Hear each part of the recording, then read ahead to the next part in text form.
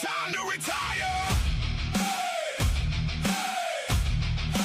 Time to retire. Yeah.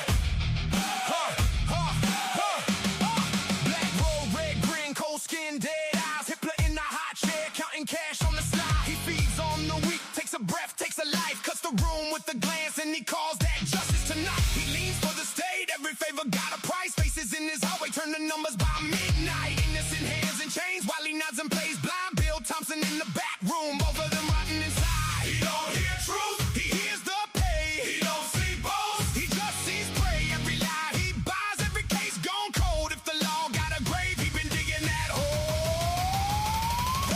Hitler, judge from hell. Hitler, you won't get away. Justice crippler, locked up spell. Time to retire, time to retire. Hitler, hear that ring. Hitler, courtroom king. Justice crippler, rotten to the cell. Time to retire, time to retire. He smiled at the innocent, then he slammed the door. Made a prison out of paper, then he wanted more. Prosecution's favorite pet with the silver tongue. Every crooked handshake left another life undone. Real times, we same pack, same dog, same bite, same cheap smoke in the mirror, same black heart at night. They shake on the bench like kings of a lie, but the street knows their names and the whole town's got eyes. He don't hear truth, he hears the pay. He don't see bones, he just sees prey. Every lie he buys, every case gone cold. If the law got a grave, he been digging that hole. Hitler, judge from hell. Hitler, you won't get away. Justice crippler, locked up spell. Time to retire, time to retire. Hitler, hear that ring. Hitler, courtroom king. Justice crippler, rotten to the cell. Time to retire, time to retire.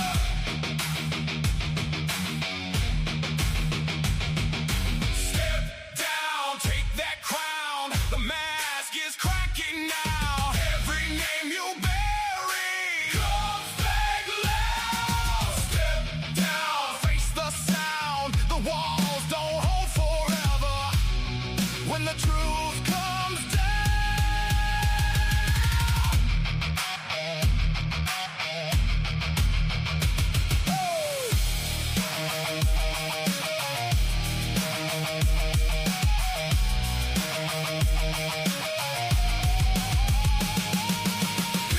Hitler, judge from hell. Hitler, you won't get away. Justice crippler, locked up spell. Time to retire, time to retire. Hitler, hear that ring. Hitler, courtroom king. Justice crippler, rotten to the cell. Time to retire, time to retire. Time to retire.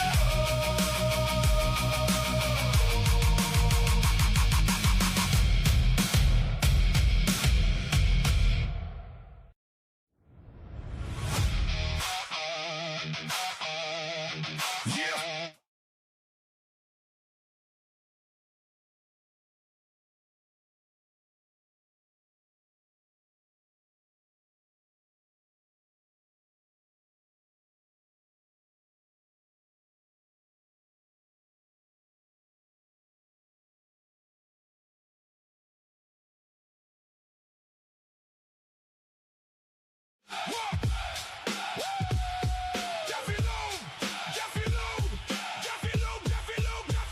Let's talk about Jeffy Lube. What a strange one, such a weird dude. His life is on YouTube. Not wanted anywhere, no one really cares. Talks about nothing, what the prompter says. Paid opposition, you tell me straight.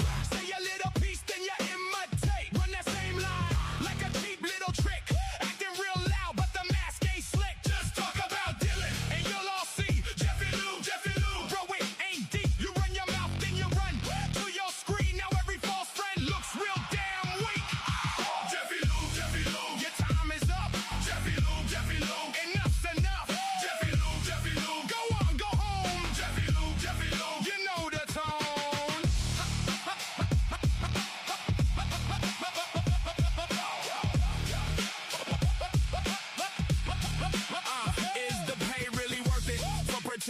friends. Smile for the camera, then it all bends. You know as well as I do, your time's coming down. Every fake little crown hit the floor now. Please go home, find a hobby, play your guitar, that might be your glory. You can't talk trash and call it tough when nobody's hearing you've had enough.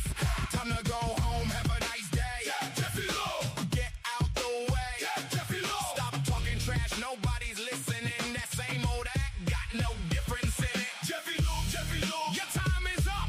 Jeffy Low, Jeffy Low. Enough's enough. Jeffy Low, Jeffy Low. Go on, go home. Jeffy Low, Jeffy Low. You know the tone.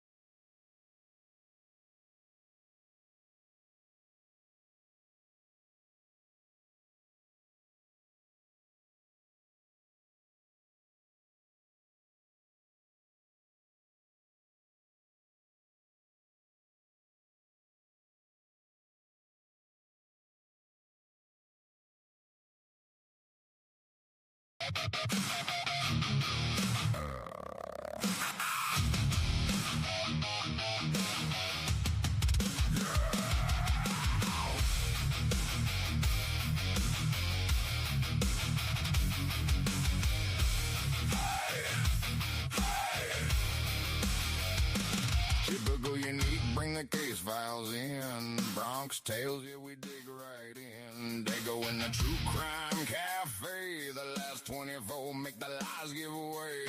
Pavarotti with the facts so clean. Harsh reality in the break room screen. Truth and transparency line by line. We tear the mask off every single time. No sleep, no praise, just cold hard days. Every missing piece gets brought to light. They spin the smoke, we cut the rope. If they buried truth, we bring it back tonight. Truth revealed, truth revealed. We don't bend, we don't kneel. Truth revealed, truth revealed. Justice moves when we fail. Day after day, we clear the haze. Truth revealed, truth revealed. We won't stop till it's real. Till it's real. Jules, true crime reactions, eyes on fire. Hildreth investigates, keeps the pressure higher. Amber Vance with the sharp lit frame. Travis T. Logic calling out names. Glitch DNA ripping through the noise. Every fake excuse gets drowned in the void. Idaho for Delphi, Karen Reed. So many shadows we expose the bleed. No sleep, no praise, just cold hard days. Every missing piece gets brought to light. They spin the smoke, we cut the rope. If they bury truth, we bring it back tonight. Truth revealed, truth revealed. We don't bend, we don't kneel. Truth revealed, truth revealed. Justice moves when we feel. Day after day, we clear the haze. Truth revealed, truth revealed. We won't stop till it's real.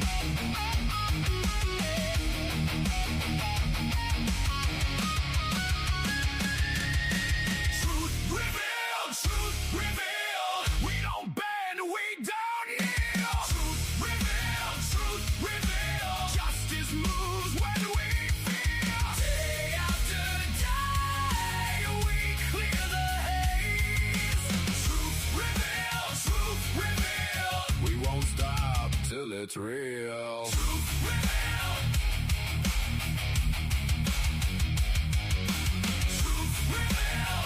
Until the whole world knows what's real.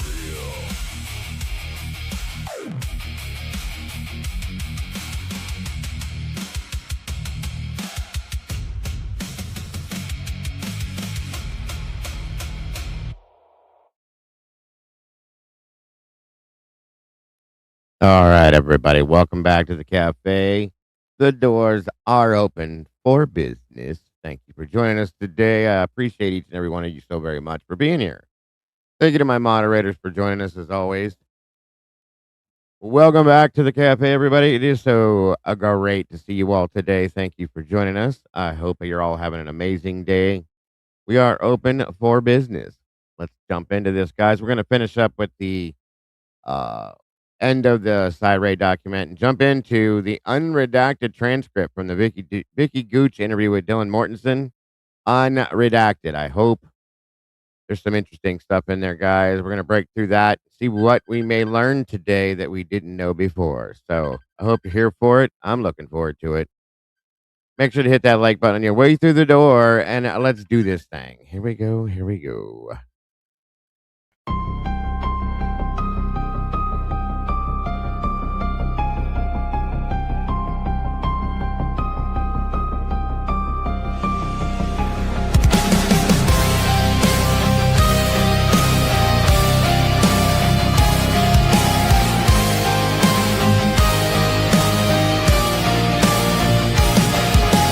Neon lights flicker like broken halos.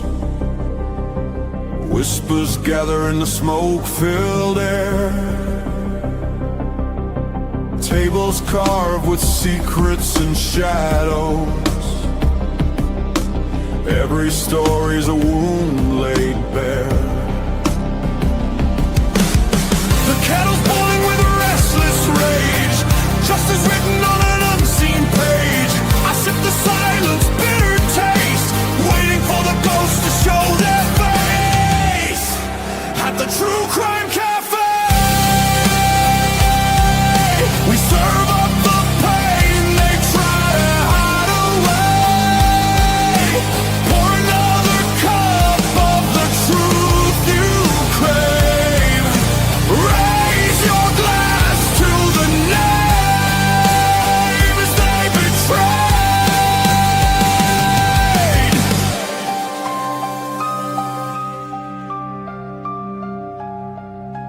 Mirrors cracked, reflections are liars.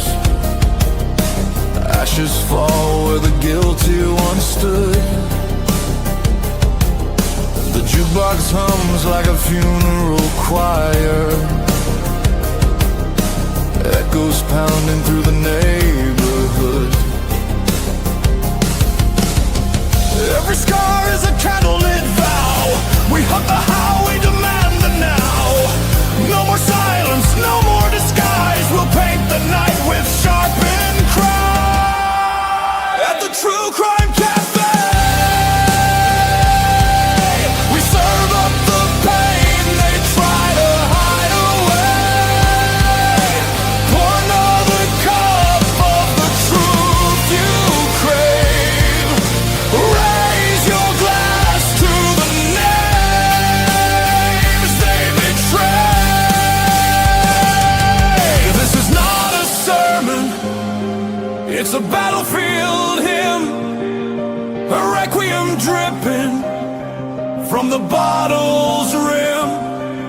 The guilty write stories in invisible ink, but we'll drag it all up from the edge of the brave.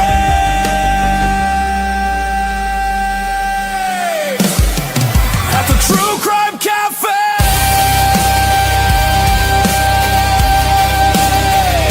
the reckoning burns like a black bouquet. Every shadow will pay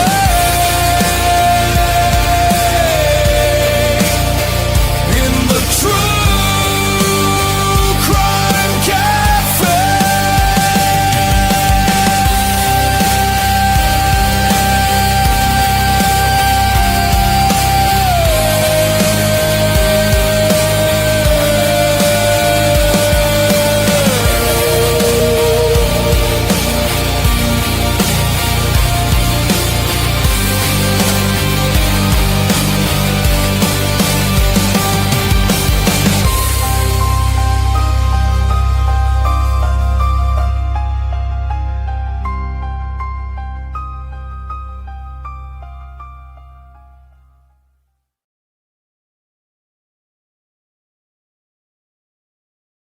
All right, welcome back, guys. Good to see you guys today. I hope you're all having an amazing day. Thank you for joining us here at the cafe. Today, we're going to finish out the Ray document, what's left in the end of it, and jump into this exciting new redacted transcript from the Vicie Gooch Dylan Mortensen interview and pull the nuggets out of that one that we need to see. I'm sure there's some bombs in there, as always. So, I hope everybody's doing great today. Come on in, hit the like button if you will. Share this out, please, and thank you. And please make sure to share this out, guys. Looks like we have 100 people in here, 45 likes. We're definitely getting there. Thank you guys so much for joining us today. Dave Clayton in the house. Congrats on 11 months. Happy day anniversary, sir. Welcome and wonderful to have you as part of our family for going on a year, sir. That's awesome. Welcome back, New Mexico 444 Beach Babe. Sweet Peas in the house. The Canadian Cat Lady. It is great to see you too, dear. Jeebs, welcome back to you, Miss Jeebs. Good to see you, Tattoo Gal. Welcome to you. Miss Sophie's in the house. Thank you so much for joining us. Michelle F., great to see you again. Pixie Dust, welcome to you. Good to see you today. Miss Margaret, welcome back. Agua Marine, great to see you today. Eddie's in the house. One Maiden Nut, good to see you, buddy. Wave Ether, welcome back to you. Good to see you. Miss Tandy's in the house. Good to see you, Miss Tandy. Thank you for being here. That goes for all the moderators that are here. Thank you so much for joining us today. I appreciate you so very much. As always, couldn't do it without you guys. Miss Stephanie G73, good to see you and happy Friday to you coming in from Vancouver, Canada. Let me see here. Who else do we have in the house?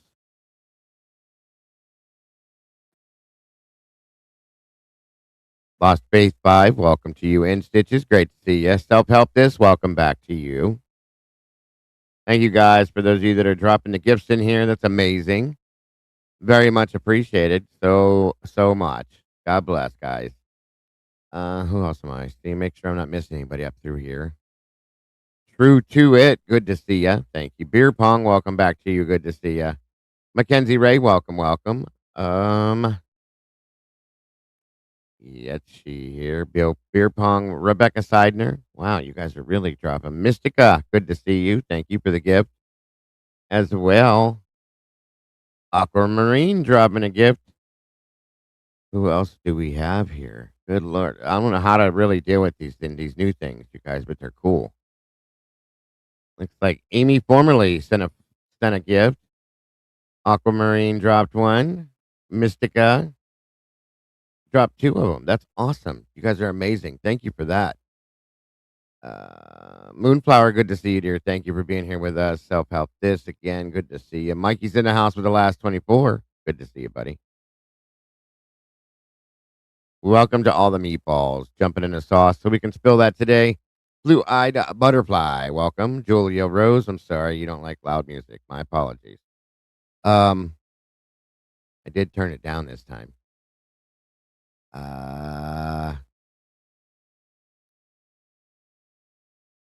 Turkey Creek Gal, good to see you. Miss Becca, welcome. Miss Teresa, welcome back.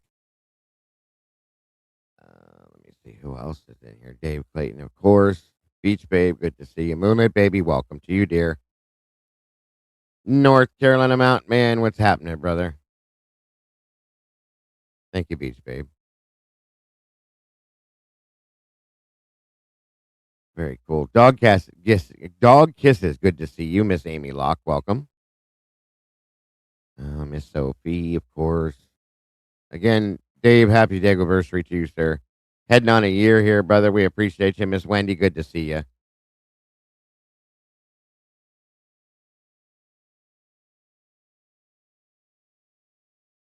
And of course, Miss Sweet Pea. Let me go ahead and get that link pinned in the chat. For those of you that would like to join us, Trash Monster, welcome. Good to see you today.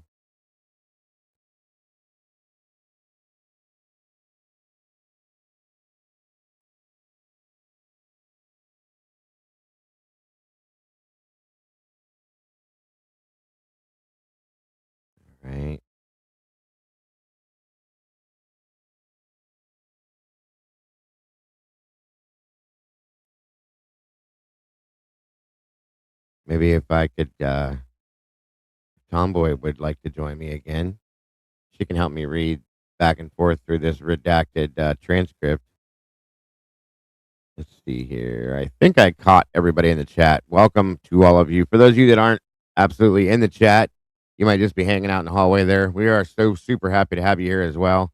Thank you so much for being here and supporting us. You have no idea how much it means. I think I got everybody. Again, if I missed you, I promise you I will catch up with you. Good to see you, Miss Amy.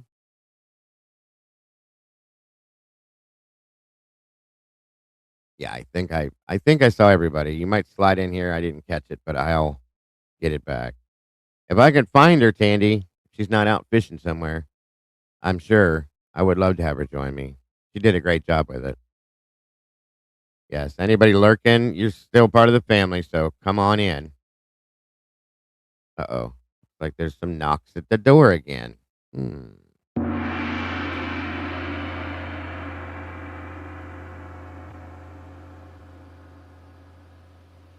What's up? Welcome. How are ya? Great. How are you? I am wonderful. Thank you for joining me today. Happy to be here. Hi, Good to Chad. hear. Miss Sweet Pea joining us here on the panel today. Good to have you here. Michelle Turner, welcome to you as well. High knees, Dave says. High knees, everybody. And yes, don't forget, guys, tomorrow evening, 6 p.m. Eastern Standard Time, right here at the Verdict Room, 6 p.m. Eastern Standard Time. Again, it's going to be myself, Ms. Logan from Bronx Tales, Miss Kim from Typically Unique, and Mikey from The Last 24, being joined by Jeff from Truth and Neurons, guys. I'm super excited for that one. You don't want to miss it. Please, please make sure to tune in for that one. It should be a great show. I'm looking forward to it. Again, if we could, to get everybody caught up, maybe drop one of the mods, drop Truth and Neurons link in the chat so you guys can get caught up on what they do over there. Frank Nunez. Welcome, my friend. Let's go. Got me a 3-hour drive. Make it a good one. Okay, well, I'll try my best, my friend. Welcome to you. And again, looks like we got somebody else knocking at the door. Welcome, Miss Sophie. How are you today? I'm great. I want to come up and talk to you guys. Have fun. Thank you. Thank Hi, you Sophie. for maybe some of the stuff we pull Hey, out of this sweetie. interview. Oh man, I can't. I just her alone. Let's do it. I get it. I promise you.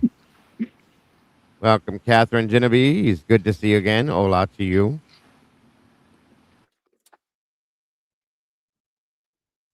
All right, guys. Just give it a minute or two more. Make sure everybody's in here. I'm in chat listening while fishing. Oh, Tomboy said she doesn't want to do it today. Sorry, you guys. Oh, Sorry. Catch- Sorry. If you need help, I'll read if she doesn't end up coming up. I don't mind helping. Well, I appreciate that very much. So yesterday, Reading. you guys, we got a bit of a, I guess you could call it a kind of a bomb from Mr. Cyray, basically telling us, no, Bryan wasn't there. No, Bryan wasn't in the house.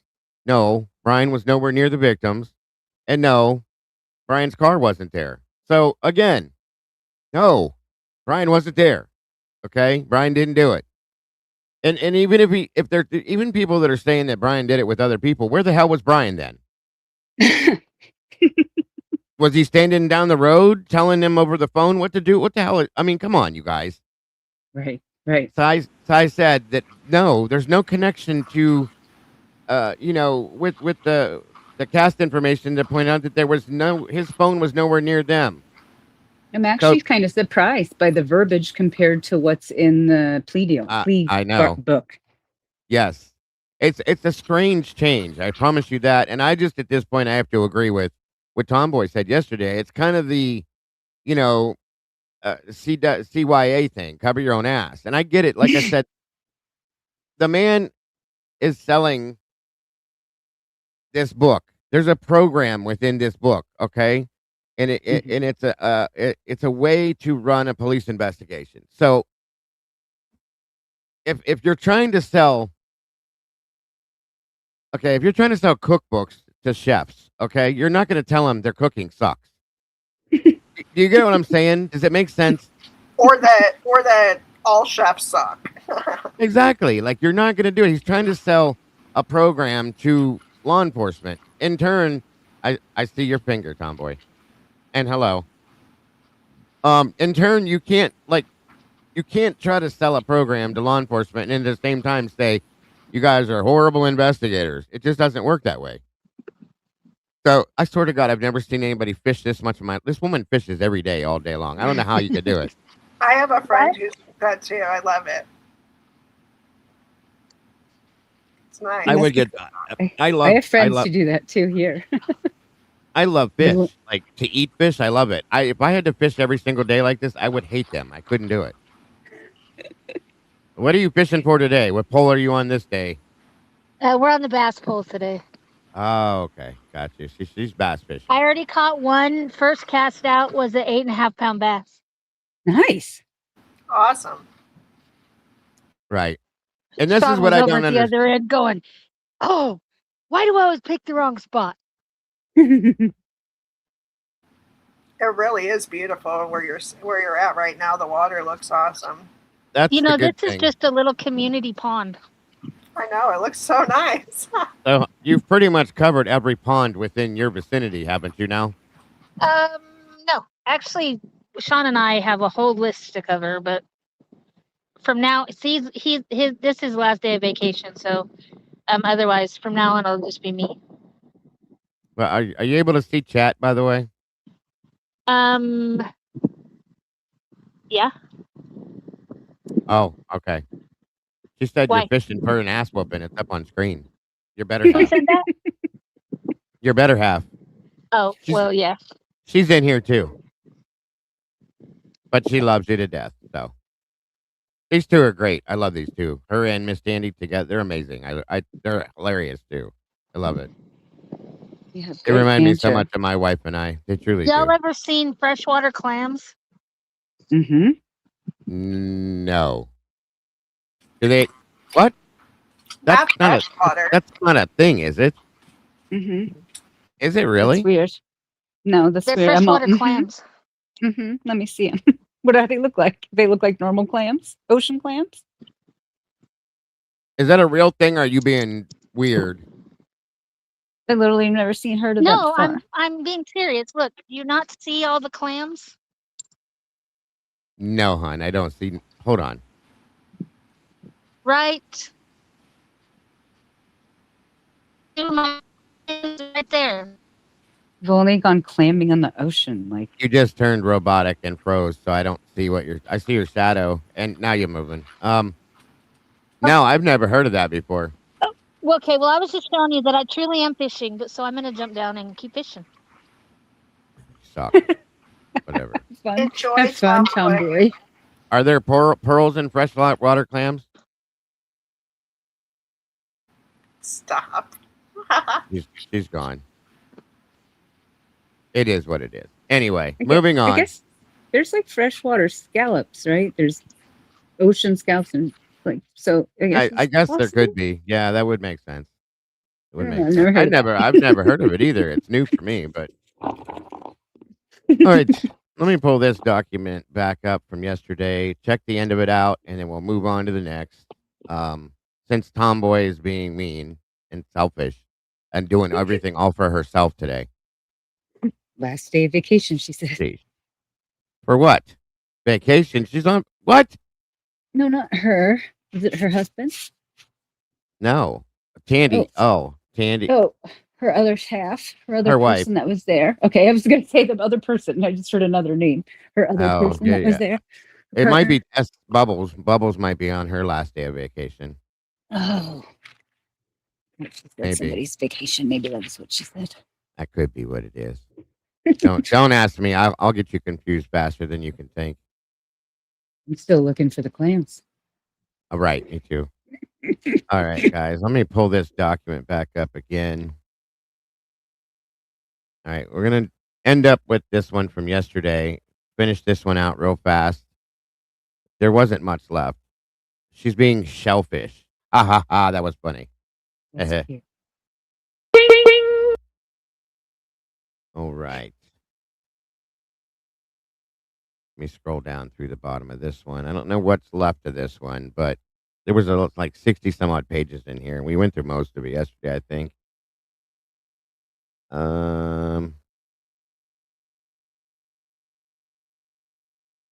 want to see what all I have covered here. And of course, let me blow it up a little bit bigger for you guys to see. That's better. Okay. Well, basically, from what we read yesterday, and I'm kind of confused because, Cy says it clear. He thinks Bryan's guilty, but based on what he's saying here, he doesn't. He doesn't think Bryan was there. So I don't understand how this plays out. I don't understand how this works.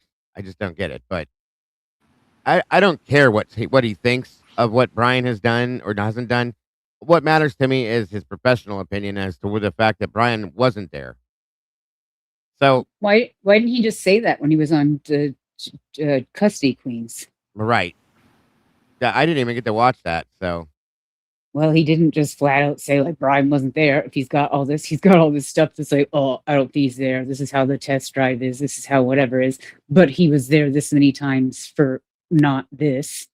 and well, he says it right here. Right here. I know. One cannot dismiss this error as oversight. The AT&T call data records, along with the FBI drive test, make it incontrovertible that Mr. Kohberger's device was not traveling east towards Moscow between 247 and 254. Any statements or diagrams proposing that he was are false. To make such a claim, one must ignore all accepted principles of a call data records geolocation analysis or omit critical data from the AT&T CDRs. It's confusing. It is highly confusing. I fully agree with that, Miss Wendy.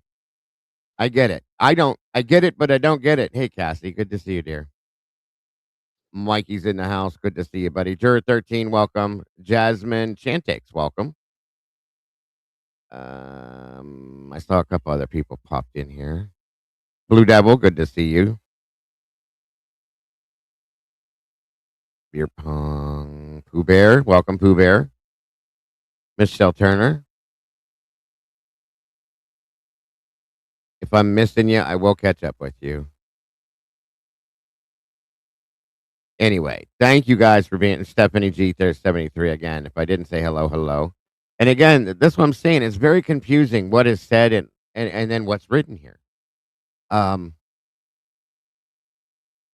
confused. I'm really confused. I feel like the plea for starters, that broken plea book is horrible. But it hasn't it?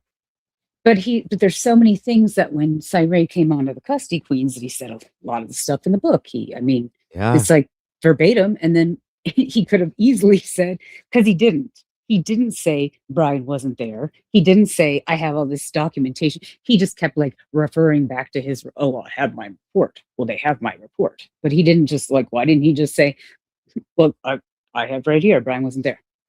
He's covering his ass. I'm telling you, that has to be what it is. As a professional, Money. That's the only thing it can be, Sophie, that he's covering his I ass. agree. I agree because I mean Go ahead. I'm I sorry. was just going to say they already screwed up by releasing anything at all. Like I feel like even the like go back to Dateline or whatever the first book was that was garbage, like stuff like that. Like right. Everybody's covering their own butts all the time, constantly watching these come out. All this documentation that just came out yesterday or the day before is crazy. This is a lot. Well, True to It made a good point. She says perhaps he means while he appears legally guilty, it's not provable. That's a good point. Yeah. And that was something else that was stated. I think Chris Whitcomb said it. It's somehow or another that he's I can't remember how he said it, but in one way he's guilty, the other way he's not. Which I understand what they're saying by that, but damn it, there's so much confusion. It's enough. But I'm gonna take Cy's word as a professional that Bryan was not there. Okay, his vehicle was not there. His phone was not there. That tells me if all that stuff wasn't there, then he wasn't there. If he wasn't there, guess what? He didn't commit the crime. That's how I have to make myself see it, because otherwise it's too confusing. Right. Yeah, none of this makes sense to me. There's the whole everything from like pinning it on Bryan. Like we just got to pin it on Bryan because he's Yeah. There I it mean, he's is. going. He can go to the grocery store and show up as being like by their house. Yes, legally guilty, factually innocent. That's what it was. Thank you, Salty. Oh, perfect. And it's still weird. Okay. I mean, he makes this right here is the most important statement here. Okay. Miss Kawanda, welcome, dear. TGIF gang. Mercury has been in retrograde for Sagittarius this week, so I've been fighting for my life. I'm Sag too, so I get it. Luckily, I made it through. Thank you, Jesus. Amen to that one. That would explain why this week has been the horror week that it's been for me. So thank you, Kawanda, for telling me. And once again, dear, thank you so much for sending that towards our goal.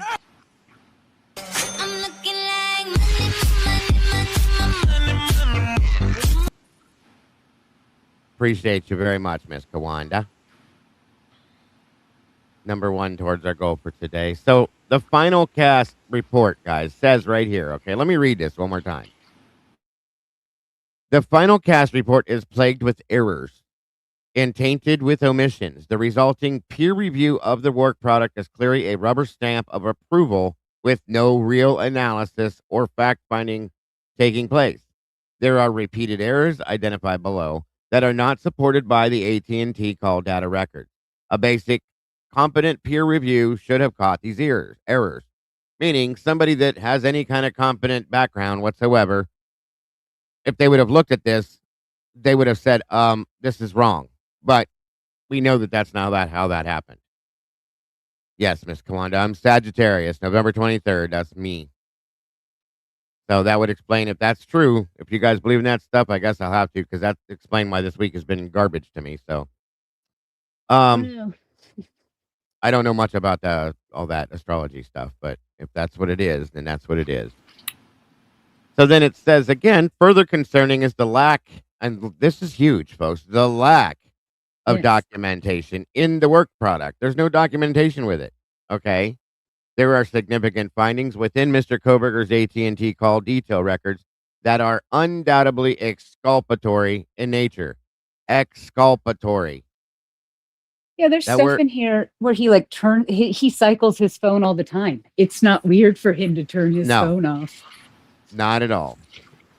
Yeah. Yeah, I think that's what I'm saying. At the end of this might actually, like, I think it says key findings, so I think he really wraps all this up. Yeah, that's where I'll be heading. Yeah, so that'll help explain some of this too, I think. Exactly, that's where we'll be headed next. But I just want to point these other things out one more time. Yeah. It shows the clearly exculpatory evidence contained within the call data records. Moreover, it is clear law enforcement was aware. This is a problem right here. It is clear that law enforcement was aware of this exculpatory evidence and still chose to omit it from their work product, meaning that law enforcement had evidence that's exculpatory and they did not put it in the work product because it didn't point towards Bryan as being guilty. They put it in layman's terms, and that is sickening to me. Okay, that's the whole reason why we're here. Welcome, pretty much, Kale. It's good to see you. From all work product and or search warrant affidavits, the sheer volume of data that was requested for this analysis must be considered in evaluating the accidental and or intentional nature of the omitted exculpatory evidence. It says that law enforcement obtained 6 months of CDR data from all 4 deceased, as well as Mr. Kohberger. The 6 months, folks, they have 6 months worth of CDR from them. That's a lot. Yeah. Okay? They didn't even need that much, but they had it, and they claimed that they didn't have. Again, God, she was such a liar. Ashley Jennings needs to be put in prison. I'm sorry. Is she the leaker? Do we think she's the leak? I don't know, but she sat there blatantly and lied to the world and to the judge and said she didn't have the data. She did. She said we gave it to you and stuff in court. We're like, mm-hmm. Yep. So, where was I at? Law enforcement obtained 6 months of CDR data from all 4 deceased, as well as Mr. Kohberger. The enormous amount of data was requested to analyze for connections between Mr. Kohberger, any of the decedents, I'm sorry. This is best practice and absolutely was a required component of this investigation. However, documenting the analysis process as well as findings of the analysis is also best practice and a required component of this investigation. The FBI final cast report falls well short of this requirement. Not only does it completely omit lack of connections found, but there is also a concerning attempt to elicit connections. Once again, that means that they were trying to force connections between him and the victims. They were trying to create connections between him and the victims. I can't even believe that is written like that in a document. I mean, like we just tried to elicit it. I mean, it's fine. We're just going to come up It's eventually. right in front of us in black and white. That's horrible to me, Sophie. Yeah. And it's like, it's what we've been saying for how many years, folks, and here it stands right in front of us, black and white, in a document that they wrote. And not only is it in black and white, it was in black and white in front of Judge Hippler. Mm-hmm. Called him a conspiracy theorist when really this exactly answers the entire case right here. Yes, ma'am. For sure, Sweet Pea. It's almost gross that he said that now, right? Like, that's almost disgusting. Absolutely. Like gaslighting him. Like, can you imagine, like, speaking the truth and then having somebody be like, no. Yes, I can. We get that all the time. Not in this case. Yes, I'm gonna tell you guys how I see what this is at this point, okay? Because and it's only because Cy doesn't have access, it's not his wheelhouse, to the DNA. They told him that there was DNA on a knife sheet that belonged to this guy, therefore he believes he's guilty. Other than that, he's not guilty. Do you see what I'm trying to say? Factual. Yeah. Okay. That's exactly what this is all about. That's all it is about, because they said, we have his DNA on this snap. Okay. That puts him in the house. Cy doesn't know the other side to that, obviously, that it wasn't what it was. So on the other side of the things over here with the cast report, he says, no, he wasn't there. So that's why it doesn't make sense to anybody. Okay. So if Cy were to be shown the actuality of the DNA, the way it was actually created, he would probably make a different statement altogether. But this in itself, like Sweepy just said, this answers the whole case. Okay? There's nothing here. There's nothing here. That's how I'm guessing why this is so confusing. Because it's the way it plays out. So he's guilty legally, but factually, no. You see what I'm saying? The exculpatory evidence is he's actually nothing shows him there at all. Exactly. So let me slide down to this, what Sweet Pea was talking about, to the bottom here. Yeah, I looked through all that, and because I was reading them on my own, and right. Basically, after I skimmed through this, I was like, oh, I should have just read the summary, because he actually does a great job, and he tells you exactly what's up. But there's no doubt about how he feels, regardless of what he says in this report. Of course. Thank you so much for that, Juror 13. Again, very, very generous, my friend, and God bless. Very appreciated.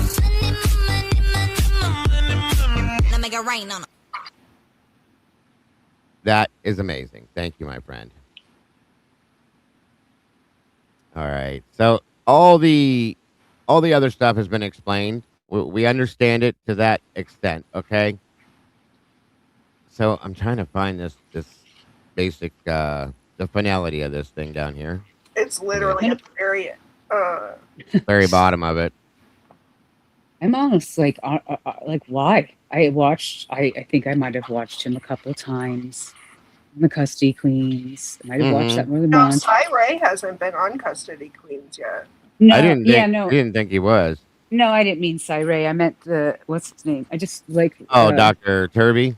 Turvey, yeah. So I feel like Turvey, when he was speaking, so like if I read Broken Plea, I'm getting that perspective of what's his name? See, I can't remember names this morning. The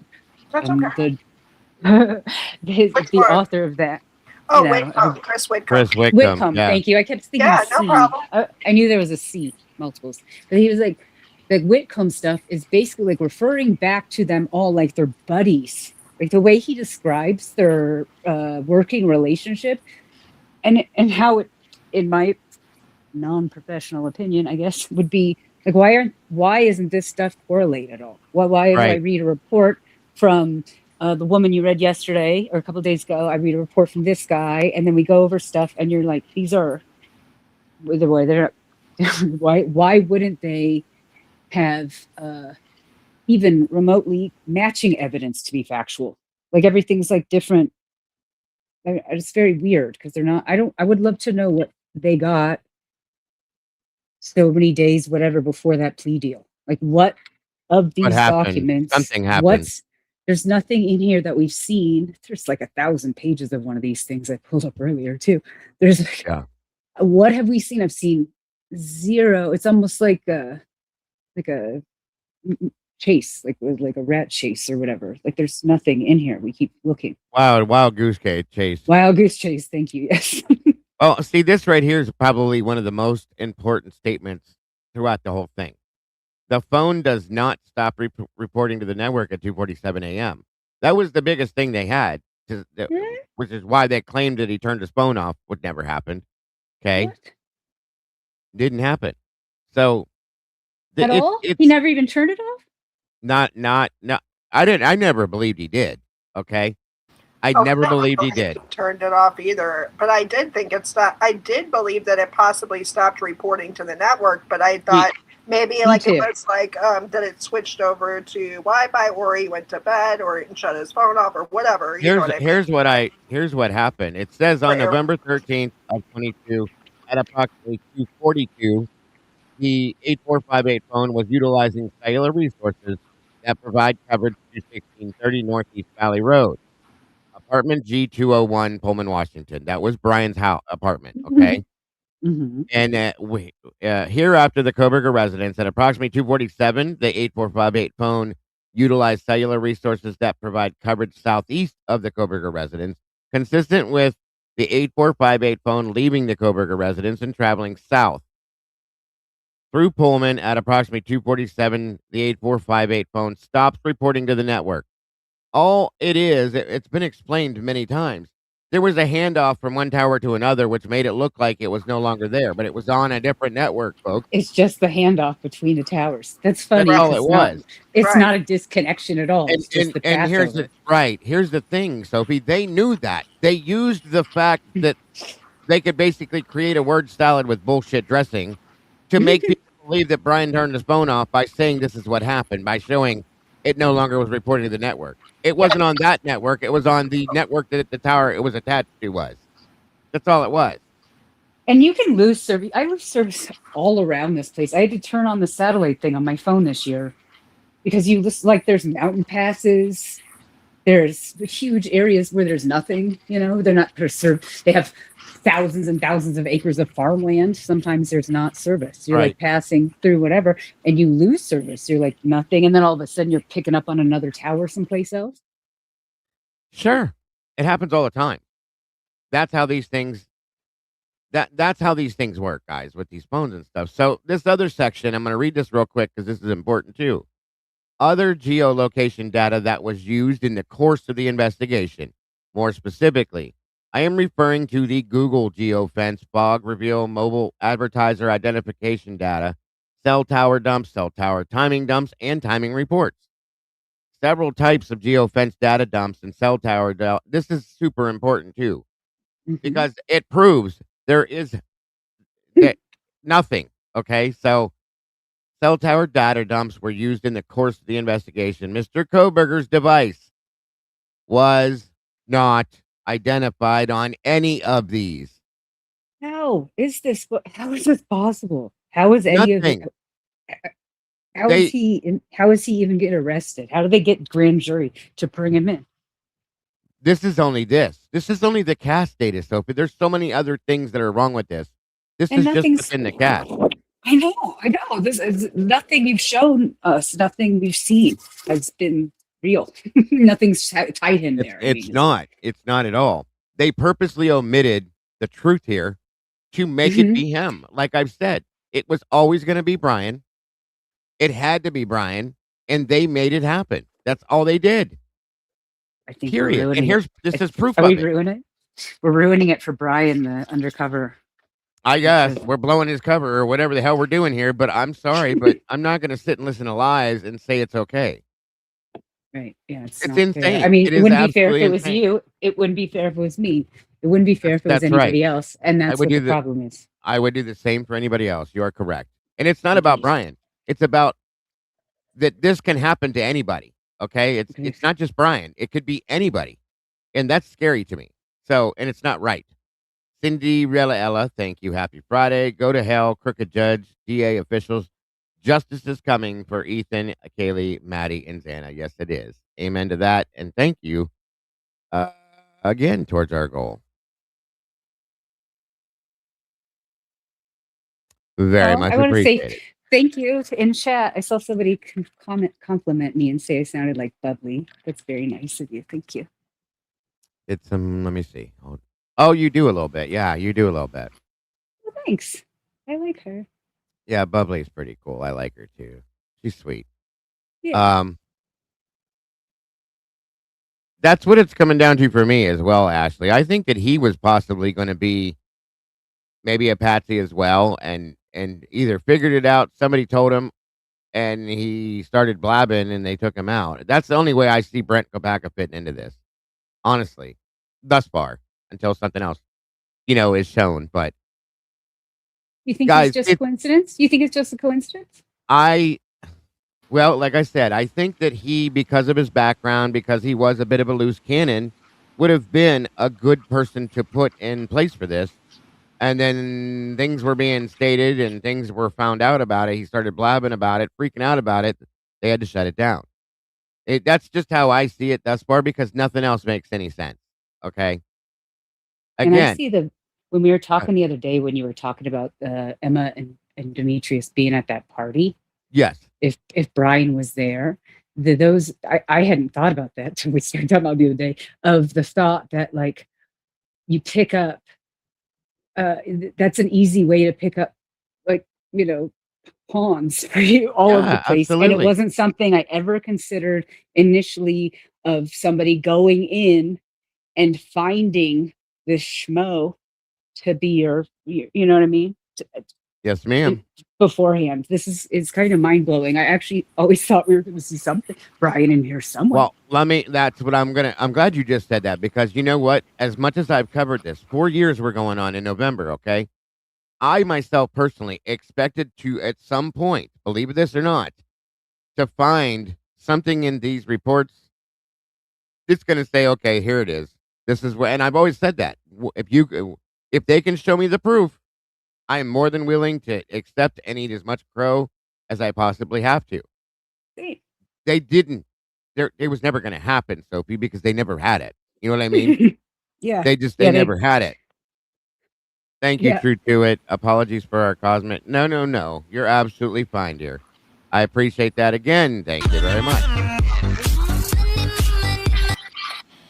You guys are all amazing. I truly, honestly appreciate all of the support you guys give. It's amazing.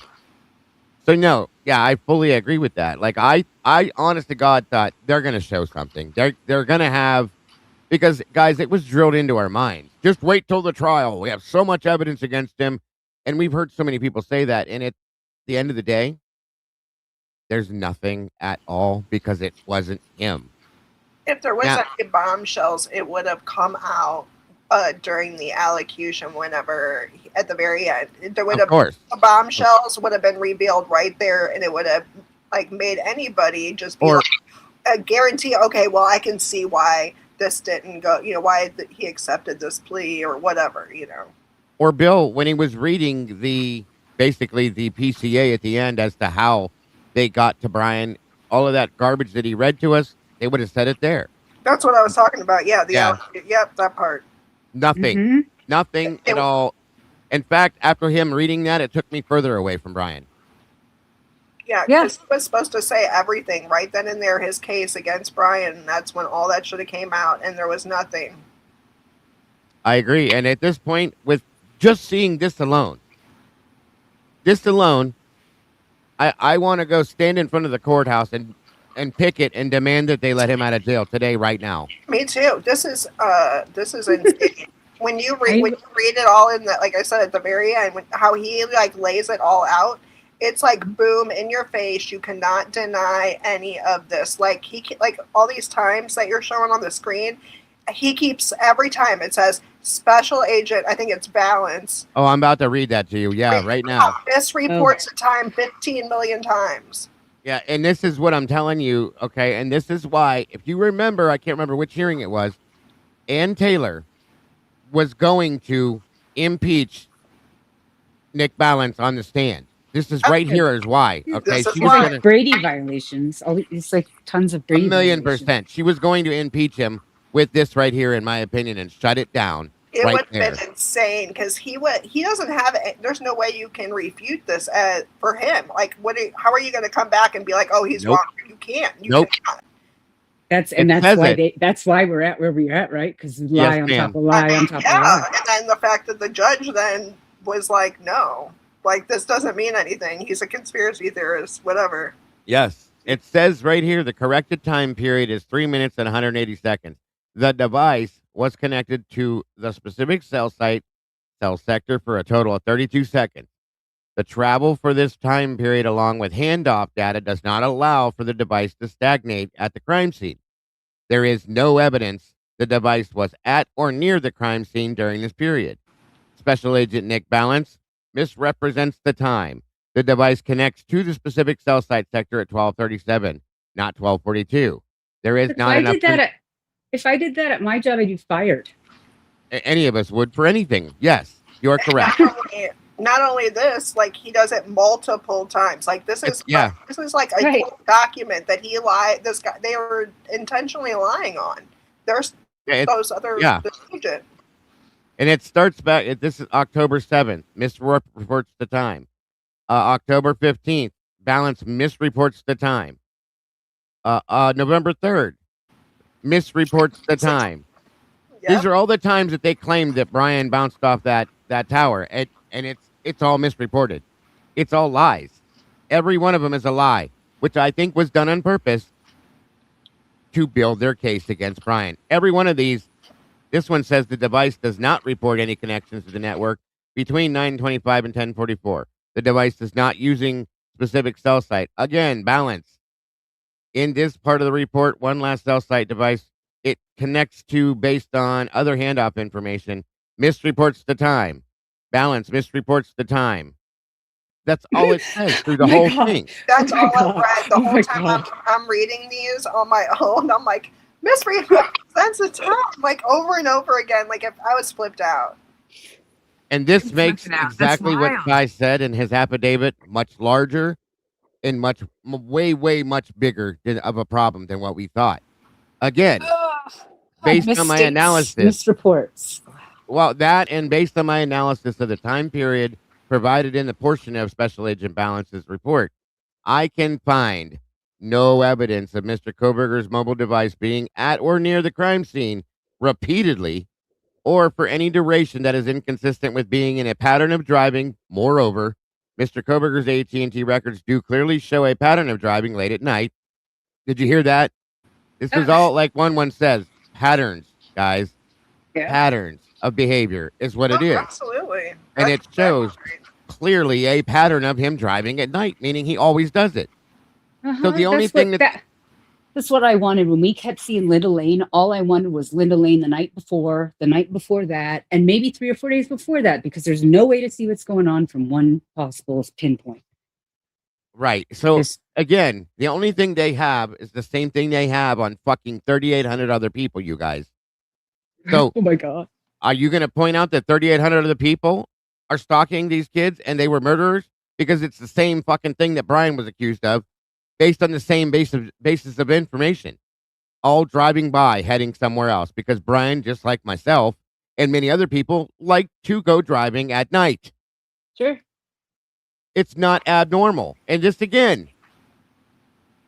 Oh, he said something about stalking where we just were too. Like, there's no way that he could have been stalking them because the amount of times that he had went to Moscow in November actually decreased, or going towards November had decreased. Right, so, because of the weather. Yeah, so that would not be, Bryan, it's the exact opposite of stalking. So he actually said that. Somewhere in there I read that. So I thought that was, like specifically mentioning stalking, like, no. And that's what I mean. So, like, Bryan, we all know, we were told and found out Bryan liked to go hiking. He liked the outdoors, things like that. So think about this. He moved there in June, July, August, September, October. The weather starts to get worse in October. So an outdoors person is not really going to be enjoying hiking as much in those months. So it's going to slow down the night driving, the going out to do this and that. It's going to change your habit. Okay? It's normal. It's normal. Nothing he did was anywhere near close to abnormal, in my opinion. Yeah, he was still doing the same things. It just, the amount of times that he went there, just slowed down. That's it. Because of, in my opinion, the weather changed. That's it. Well, yeah. I mean, absolutely. So here we go, guys. Let me summarize this for you now at the end here. So good. This is so good. Thank you, Sleuther, for giving me the page. In completing my analysis, this is it right here, folks. All the be all end all. I found the following. The cell phone geolocation reports provided by the state in the investigation are Okay, hear these words clearly, too. Yep. All the guilters, all of you people that have said what you said. This. Yes, emphasize this because it's crazy. Hear these words clearly, please. For all of you in the back, stand up, clean out your ears, and listen to me clearly, please. The cell phone geolocation reports provided by the state in this investigation are intentionally misleading, plagued with omitted exculpatory evidence, and cannot be relied on in the slightest degree. The absence of work product can only be attributed to one of two things: an overwhelmingly incompetent analysis or intentional concealment to hide exculpatory evidence. Boom. Okay, and I'm going to say this real fast, okay? The overwhelmingly incompetent analysis is absolute fucking bullshit. There's no way that these people have the job that they have, and they're all going to be this incompetent. No, that's not the statement. That is not the fact. That is not the fucking truth. Intentional concealment to hide exculpatory evidence is the fucking answer to this. And excuse my language, but I am so pissed off about this. You have no idea. Oh, it's insane. It's wild how is the Moscow Police Department so it's like Karen Reed, yeah, or like the Boston, like judges are like winking and nodding their head. This is insanity in its best, folks. Period. It gets better. It keeps going. Mr. Kohberger's AT&T records provide significant details as it relates to his geolocation pattern of life. The state's investigation is completely void of these patterns. Completely void, meaning they do not exist within the investigation. Why bother investigating? We're not going to actually investigate anything. Right. I can find no reference to Mr. Kohberger's pattern of life, meaning they didn't look into, let me put it this way. I'm sure that they looked into Bryan's patterns of behavior within his life. They completely and totally purposely omitted it from the investigation just so it would not show the exculpatory evidence. It would make him innocent, per se. Okay? There it is. Do we have the Canva or whatever? What's his app? The app, Pava, whatever app he was using, they was running on. Like, I don't have that app, and I hike every day. So, like, what app was he using? That should be for plenty of evidence right in front of you. Right. No. Pava? No, it's called something. I don't know. Canva is like an AI. No, yeah, I know. I realized I said it. I was like, no, I use Canva. No, that's okay. That's okay. The Innocence Project doesn't have Strava. any. That's what Strava, yeah, Strava. Yeah, we talked about the Innocence Project. They have no money, apparently. They have there's no funding, unfortunately. And he would have to ask for it himself. I literally looked all that stuff up today for the Idaho Innocence Project. Yeah, I have their email. I have their address. That's what I was talking about. They got, but they have no money. Yeah, exactly. I was like, I screenshot it, and then I went and read more, and I was like, well, this is not helpful. Maybe we need to reach out to them and see if we were to fundraise money somehow, if that would help them. You know what I mean? I love that idea across the board. I love that. Look at all the people who are Kohberger, who are great, are like, no, this is ridiculous across the board of all the creators, like the people in your song this morning. Yeah, because they have helped a lot of people prove their innocence in these cases. But Bryan, again, folks, here's the problem. This has to be Bryan that reaches out to them. It cannot be us. But I think if we were able to fund them possibly to help him, if he were to see this for what it is, then maybe we could. I don't know. I don't know, okay? But something right within that portion of this case is weird. There's something about him doing what he's doing, his attorney, whatever they got going on here, I don't quite understand. It doesn't fit for me. I don't understand what's going on. We need to figure that out before we can figure anything else out, in my opinion. Because this is Bryan's choice. Bryan made this choice, knowing right here what we're reading to you that he didn't do this. Okay, but he still chose to take that plea deal. And I don't understand exactly what it was, unless it was threats. It's the only thing that makes any sense to me is there were threats being put out and people were scared. That's the only thing that would make this happen. Knowing what we know, he would have to know. Do you know what I mean? Agreed. So, because nothing, the only thing that I said that I'm not joking. As I say, I'm joking. I'm not joking because who knows? Like is this his thesis? Is this part of his thesis? Right. Yes, this is nuts. Was Cyray gonna testify to all that? Were they gonna let him do this after they called him a conspiracy theorist? Were they gonna let him do this? You want to know my theory on this, Sweet Pea, is that they knew that once Cy were to testify to this, that would shut it. It would blow it out of the water. And in turn, they were not going to take this to trial because of that right there. Boom. I think so, too. That's exactly what I think. I wanted to see what your thoughts were. That was exactly what I was thinking, Dago, for exactly 100%. This was not going to trial. Eddie said in the very beginning it was never going to go to trial because they truly, honestly, under the eyes of God, had not one bit of fucking evidence against the man. So there's that. Okay, but on top of that, they may have tried to run this, okay? They may have tried to push this. This here in itself would have completely rolled this case. The jury would have heard this and said, wait a minute, what? Okay, the man had nothing to do. That's all they would have had to hear, and they would have hung jury. It would have been done. Or they would have completely found him innocent.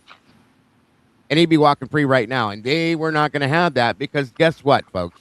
It has nothing to do with him or anything else. They were not going to let this case go wide open like this without having an ending to it, an end result to it. Somebody had to pay the consequences for this because otherwise it makes them look as shitty as they are.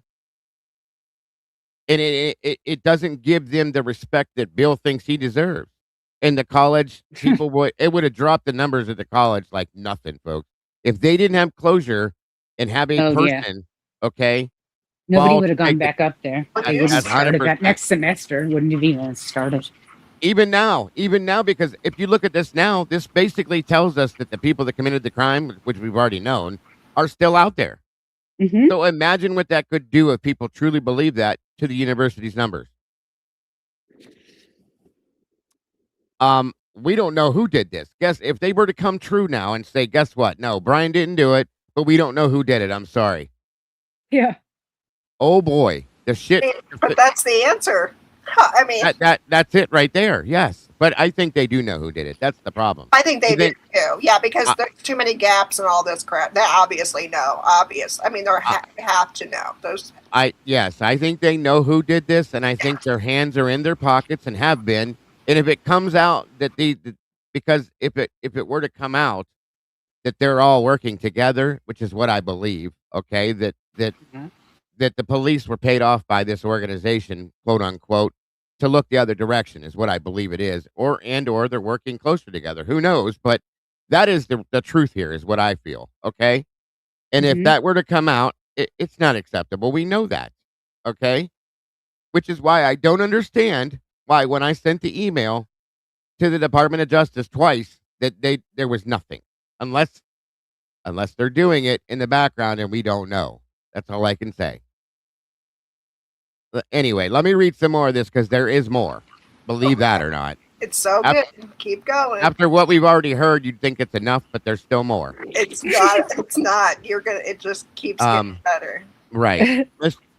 Did I read this part? Yeah, I did. So again, we were at the point where it says that the state's investigation is completely void of Bryan Kohberger's lifestyle patterns. I can find no reference to Mr. Kohberger's pattern of life in any report, despite demanding 6 months of AT&T records to establish such a pattern. The reason for this is clear to this investigator, as that pattern of life is tremendously exculpatory to Bryan Kohberger. How about that, folks? He routinely drives in random locations late at night and early in the morning. He is constantly cycling. Listen to this one, guys. Constantly cycling the power of his phone for different periods of time. His daily geolocation patterns are chaotic. Random travel patterns are normal. Investigators relied heavily on inaccurate analysis to establish probable cause in nearly every search warrant affidavit issued to secure evidence against Mr. Kohberger. These inaccuracies are to such an extent any geolocation subject matter expert would immediately recognize them. These inaccuracies are so extreme, they are beyond accidental oversight. It is my opinion investigators in this investigation intentionally, there's that word again, omitted critical findings repeatedly and intentionally misled the court and concealed exculpatory evidence one more goddamn time. Wow. You can't get any darker than this.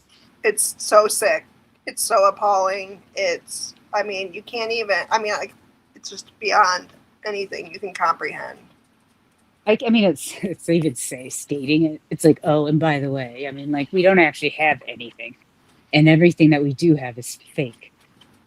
It's not even fake. It just doesn't exist. Yeah, it's just made up. What do you? Right.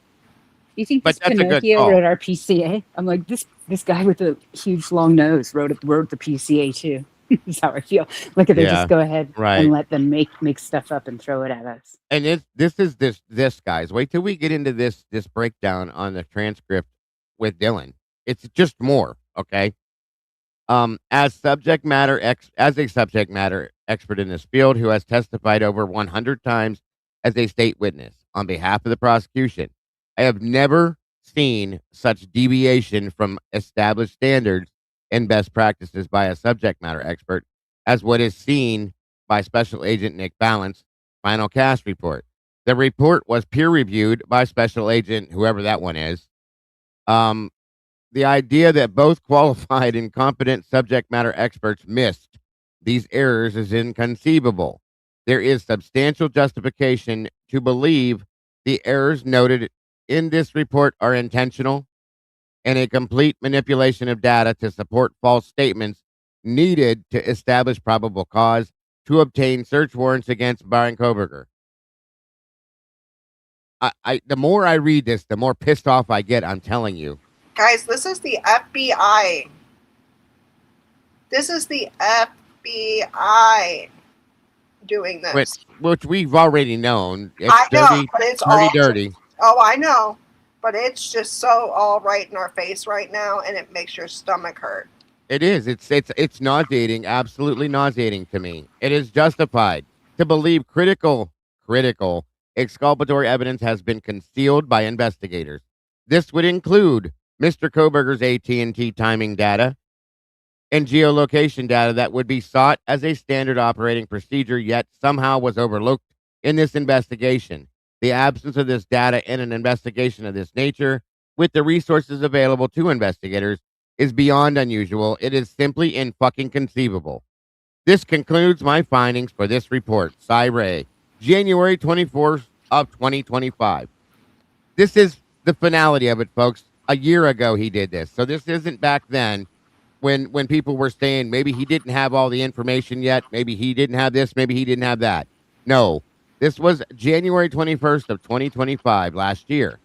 And he concluded with that at that point, guys. This is proof these dirty ass fuckers, excuse my language again, knew exactly what they were doing to this man when they did this. And I'm not ever going to fucking shut up now. Never. Okay? Me either. This is like, I will be here until this got me even more fired up, let me tell you. Now, I have to ask a heavier question, and I'm sorry. And I'm not trying to be offensive, and I'm not trying to, I'll just say it, throw her under the bus. But if Anne knew this and had this information, what in the hell was she doing? Is all I want to know. Why didn't you present this to the world and push this a little bit harder and make it happen? Is all I'm asking. I'm not saying she was bad. The only thing I can think of that means anything, folks, is that there were people threatening, like hardcore threatening or something like that. Okay. Thank you so much, Luther. I don't know, but she knew this. She did know. She knows. She had to have, yes. Report. We all know that she knows, but we don't know what happened. That's my question. Like, was somebody literally physically threatening her? Because it doesn't make any sense why any attorney, knowing that information, would ever spin this any other way. And like the fact that it's just so hard, because if it wasn't threats, I mean, somebody literally could have, that's higher up, could have just literally said, "Shut up! You're not doing this anymore. You're too close, and you're done. Otherwise, you're out of here." And she's been, and now she has her own firm. I'm not saying that it's related, but you know, she is trying to survive in Idaho too. Clearly, that, and I still worry about personal threats too. Oh, I definitely do. But I was saying, if it wasn't that, you know. What? I don't know. There's something that's off with this, and I'm not blaming her. I don't want anybody to take it that way. Yeah, whatever. Paul said judicial. Yeah, judicial pressure. Yeah, that's what Paul. Yeah, Paul said. Yeah. That's exactly what I'm talking about. Judicial pressure. Yeah, 100%. And we know that he had no respect for her, that he wasn't going to help her in any way, shape, or form. So, real quick, let me call this out, because Sluther is an absolute angel and always so amazing with this. Thank you, dear. Again, KT06, Pippa, Miscues, Pooh Bears, Honeybee, Christu, Sleuth Squad, Zeus the God, nice name. Mara, I think Mara. Fat Fairy Cats, that's cute too. Dana Elson, Delana. All of you guys, welcome to the sauce, and thank you, Sleuthy. You truly are an angel. Very much appreciated. And God bless, hon. I every day she does this. Thank you so much. And Pooh Bear. Oh, hold on, you guys. Let me fix something here. We already hit one goal already. You guys are amazing. My God. Thank you so much for that. And Pooh Bear jumps into another one already. Thank you so much for that. Oh, your kitty is so cute. Yeah, very much. Very pretty. Thank you guys so very much. You guys are amazing. Welcome to the sauce. Yes. Welcome, KT. Good to have you on board. All you guys rock and roll. And Sluther, she's amazing, truly and honestly. Great. Oh, somebody popping up. Yep, Miss Terry's in the backstage. Welcome, Terry. So again, guys, I am with what I've said about threats, I'm trying to understand how this happened. And the only reason why I'm saying that is absolute pure speculation, just so you know. I have no proof that there were any threats made. There was talk that there was threats being made.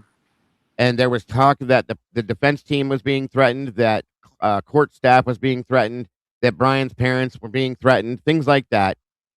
I don't understand it. Okay? I don't. If that's the case, that would make a little more sense. Anne had a bodyguard. Yeah, I heard that as well. A few of them did. And like I said, Bryan's parents live in a gated community, and Willie drove there and was driving around the area, and they had extra security hired within the community because of his family living there. So something is not right here, is all I'm saying, because Ann Taylor, if you look at her track record, folks, she's an amazing, amazing attorney. She's never done anything that would even remotely resemble doing something nefarious in an order like this, okay? And then this happened. And you already showed what she was like at the beginning. So we all know she was in it to fight for him. There's no question about that. And that is why I showed that. That's exactly right, Sweet Pea. No doubt in my mind that she was full go, I'm going to defend Bryan. He did not do this. I mean, I believe that she believed that. Is it possible she got scared, you guys? And I hate to say that like that because she's a defense attorney. Hey, Dale, good to see you. Defense attorneys deal with this stuff on a regular basis, right? Correct. But is it possible that, and I only thought this after I found out that Anne herself has 4 daughters, okay? That flipped a little thing in my mind that made me say, hey, wait a minute. Did they possibly threaten her family? Well, if it was Somebody? isn't that what they do? Well, if it is what I think it is, and I showed you guys the whole Omerta thing, if it were to point towards them and not this Patsy, we'll say, and if somebody said something to her, you better stay away, you better look away, you better do your job and go this direction. I mean, I don't doubt that, you guys. We know how these organizations work, okay? And if that's the only thing that makes this make any sense right now, I'm probably wrong. I hope I am. But at the same time, I don't want to see anything bad happen to anybody. And if she was protecting herself and or her family, would this make sense? Sure. It would to me. Welcome, Hanky Panky. Good to see you. Well, it could have been Bryan's go family ahead. too. What'd you say, Terry? It could have been Bryan's family he was told. Sorry. They were being threatened. That's what I was getting ready to say. All it takes extra. is his mom getting a threat, and he's going to fold. Yeah. Well, and that's it. His mom has not left the house out of fear, from my understanding, and her health. Her health became worse through this. Welcome, Foxholes. Good to see you. I came to this exact conclusion last night. Nothing else makes sense other than what else does, you guys? I know I've been saying this for a while now, but even now that we've read this, this makes this even more realistic to me. And again, as much as we've heard crazy things come from the Gonsalves family, okay, I know that a lot of stuff they've said hasn't been true, but if you remember within the text message that Steve and Brat were going back and forth with, he said, word for word, that he was told by 2 families to shut your mouth and look the other direction or there's going to be consequences. And he referred to the Showalter family and the Mortenson family. What's true with this? We don't know because we don't know what to trust. But if there's people being threatened, and there was threatening messages sent to Christie, I think, in the courtroom. Anne was also representing something else I needed to point out. Skylar Meade. Remember that one? That's the one that she took on when Hitler said, and you took on another case? Who was he connected to, you guys? Remember that? And it's a death penalty case, too. Right. And remember who Skylar Meade was connected to. How hard would it be from somebody to get a message through him to her? You better watch what you're doing. Mm-hmm. Man, I can just see, though, if it wasn't Anne, the next likely thing has got to be Bryan. I mean, he would protect his mom and his sisters. Yeah. And I have no doubt in my mind that would have freaked him out, and he would have sacrificed himself to protect. 1,000,000%. Like, there would be no doubt in my mind that he would do that. So if it's not Anne, that's it. Because this is way too in your face. Way too in your face. And I'm going to tell you what I'm not ready to accept is that Anne was working for the prosecution and was playing the game, as I call it. I'm not there, guys. I don't see that. No, I'm not there. No, I'm thinking there's something going. There's something nefarious happening. And it's not that. It's not. Yes. I mean, there was coercion based on fear, in my opinion. I don't believe it was a payoff or anything like that, and at least not with her. There was something going on in the background that is not to be seen, not to be discussed, and this is it. And I think that's why she's been so quiet. I think that's why there's been nothing else going on. All I can say is that truly is the only thing that makes sense to me. I'm just saying nothing else does. I've seen people say Ann's one of them, Dago. Come on, you guys. Come on. Think about this. This woman has done this for years, okay? She's got a hell of a track record. That's not the answer as far as I'm concerned. That is not the answer. And I'm not even remotely close to accepting that she was one of them, okay? That she was playing the game, that she was on board. I'm not there with it. I can't. I just feel like that she's doing what she's doing. She's kind of, how do you put it? She's like in a spot between a rock and a hard place, okay? That's how I see this. Again, there's no way to prove what my thoughts are on this. No way to prove it. But well, didn't she? I mean, why would she leave in the middle of the case from the public attorney to a private firm? she didn't. She was still listed as a public defender, Terry. She just took on her own firm at the same time. Okay. Now, one thing I want to point out to you guys as well, that since you brought that up, it could flip something for me. Do you guys remember that towards the end of the case, the last few hearings, that she got super quiet? Mm-hmm. That Massoth was doing most of the talking, or Barlow was doing most of the talking. That she just kind of sat there very quietly and didn't do a whole lot of anything. And you know what? It doesn't have nothing to do with her mother dying. Her mother died, I come to find out, I think the year before that, folks, in January, I think it was. So that wasn't it. I don't know where that information came from, but it was wrong. So, again, she got real quiet. She allowed them to take lead on this, which is strange to me. It's so unlike how she was. We saw it. I mean, exactly. We saw it. There's no way. And the fact that, and she seems like such a powerful person that very much so. And it looks like they took that from her. Exactly. They deflated her. She was defeated, sitting there. She knew she was done. And that's what I'm saying. As I've been saying for months now, she knew that there was nowhere else she could go as far as that's considered. But I think there's more to it. This is my opinion and my opinion alone. I think, and this is, again, all absolute pure speculation, folks. It is the only thing in my mind that makes me understand or even remotely see this as anything possible.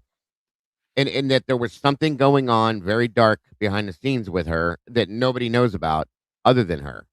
And it only makes this make more sense, okay? Unless they threatened her livelihood, which is very possible too. Because if this is your career, your life, your livelihood, and someone says, I'll take it all from you. That's what I said. That's why I said she was just starting. She just got her own firm. She was finally starting to make it above where she was before. And then, I mean, it's all that. Exactly. And once again, something else that I pointed out, I was on Crimes After Dark with Lee, and we had a conversation about what the feds will do and the sacrifices that they make on a regular basis. They don't care, folks. They had an ongoing investigation going on that tons and tons of money and millions of hours involved in. They're not going to sacrifice their investigation for one person. Do you understand? And 4 people passed away. Yes, that's horrible. Again, a sacrifice they sacrifice other people for their investigations and don't care, is all I'm saying. And I'm not saying that they allowed this to happen or that they made this happen. But Bryan going to prison over this means shit to anybody, okay? That's all it is.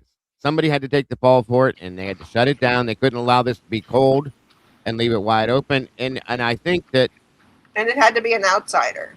Pointing to the people that did do it would have caused more problems internally for the government. Because whoever did this, there's a connection to somebody or something, some organ. There has to be for all this to shut down. Right. And grew up with these people. Yeah. It doesn't mean anything. I don't think that has anything to do with it, though, Terry. I know a lot of people think that these people, that's saying she's one of them and that they're all going to work together. I don't believe that in this. No, I think it was something heavier. She grew up in that area. She knows the background. Oh, yeah, of course. And maybe she thought it wasn't going to affect her at this point until I think she realized at some point what the actuality to this case was and how dangerous it was, and said, I don't have any choice. I will get the death penalty off the table for you, but at that point, what else can I do? You don't understand. You know what I mean? Mm-hmm. That's kind of what I think this is. Mm-hmm.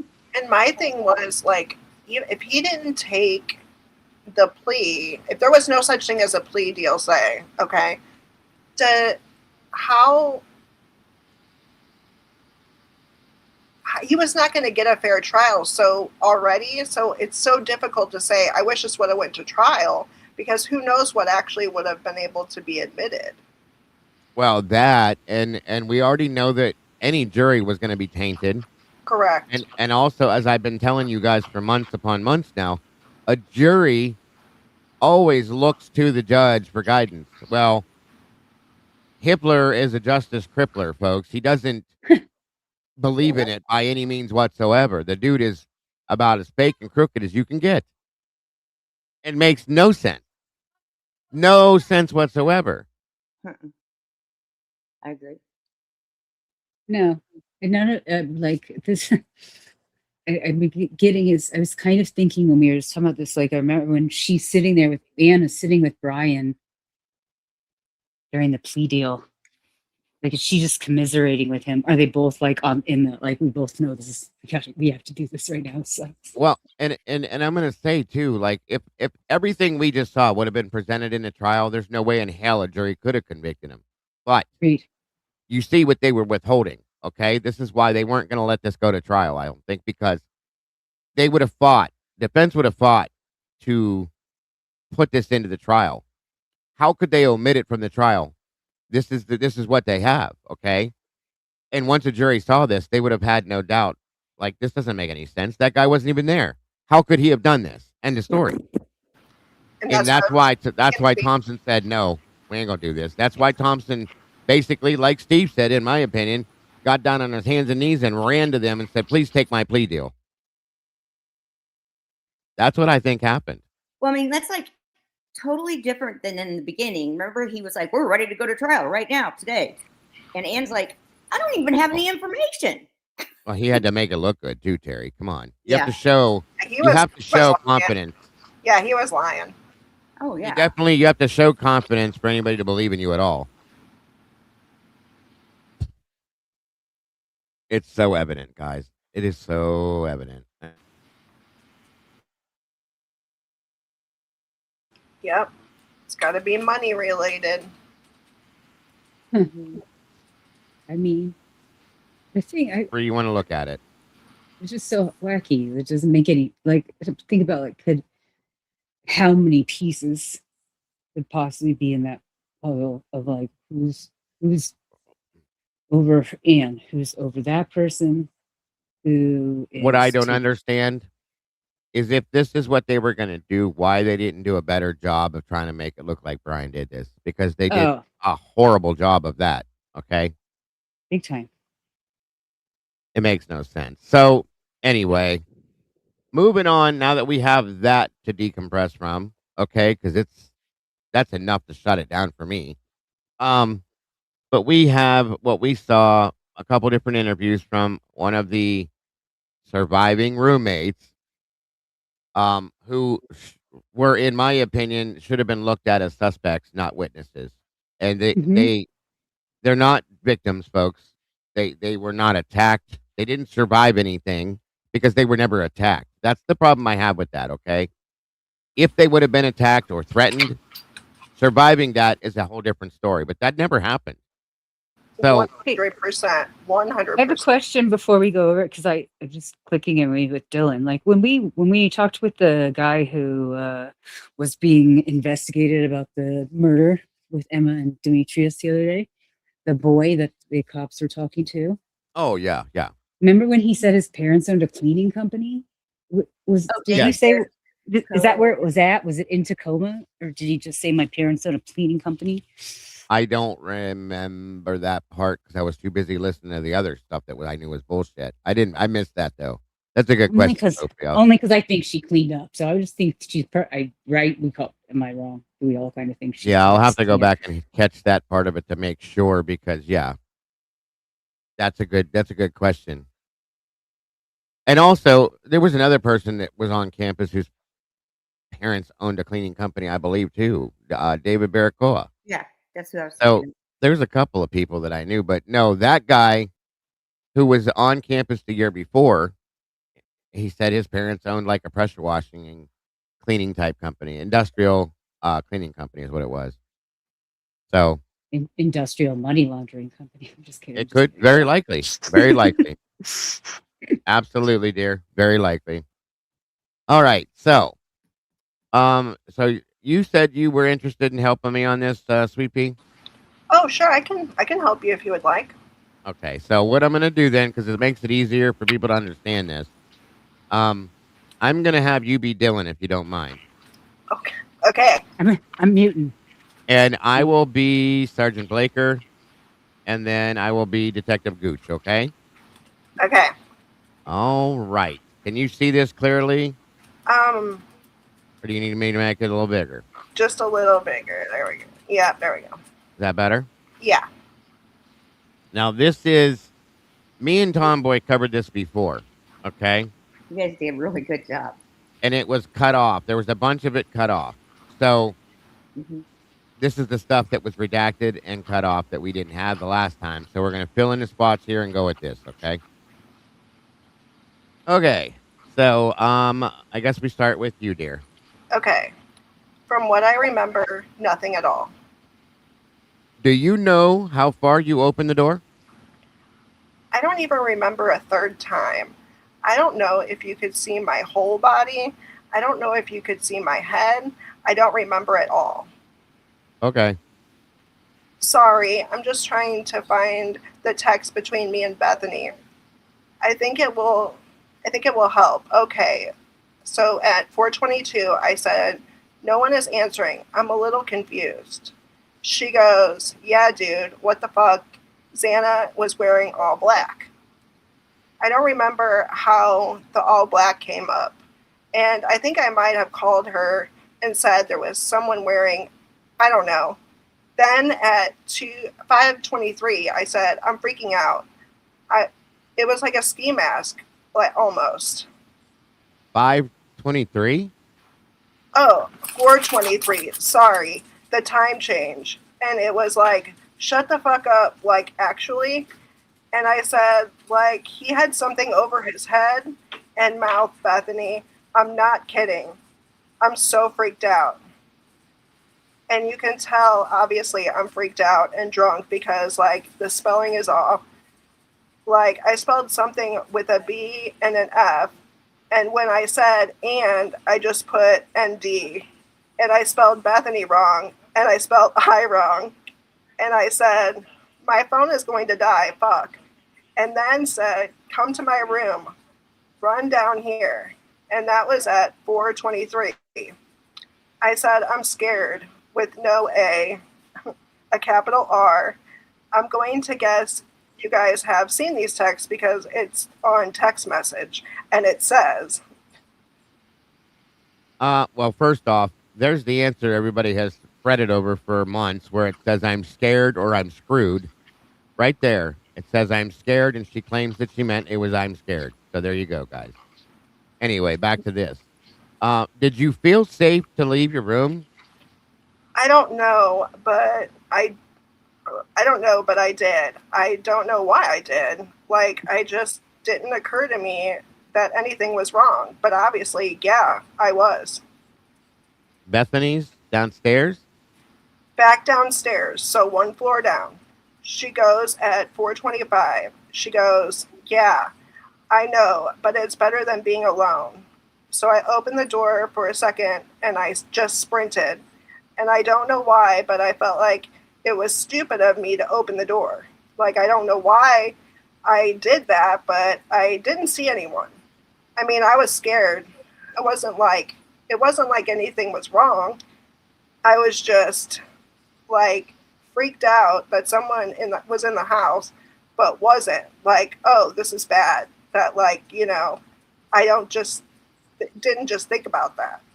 And again, I literally told her, I don't know if this is real or not. Like, I don't know if my mind is playing with me. I don't know if this is like a dream of some sort. So from what I remember is that this now is the 4th time opening the door. I go outside, I sprint. As I think I sprinted again, but could have just been like running. I think I'm sprinting. I don't know. I see Xana in her room and she's like on the floor. I'm like, okay, she's just like drunk and passed out like that. Maybe she just drank way too much throughout tonight, or much tonight. She'll be fine in the morning. She's with Ethan from what I thought. I didn't see Ethan. I just saw the door open. From what I remember, I think this is what happened. I remember her on the floor, and I don't think she had any pants on except for underwear. And I was like, oh, like that was normal for her, like just wear underwear around the house because we're all so comfortable with each other. Like it was not weird at all. So I thought nothing of it. I was just like, okay, it's fine.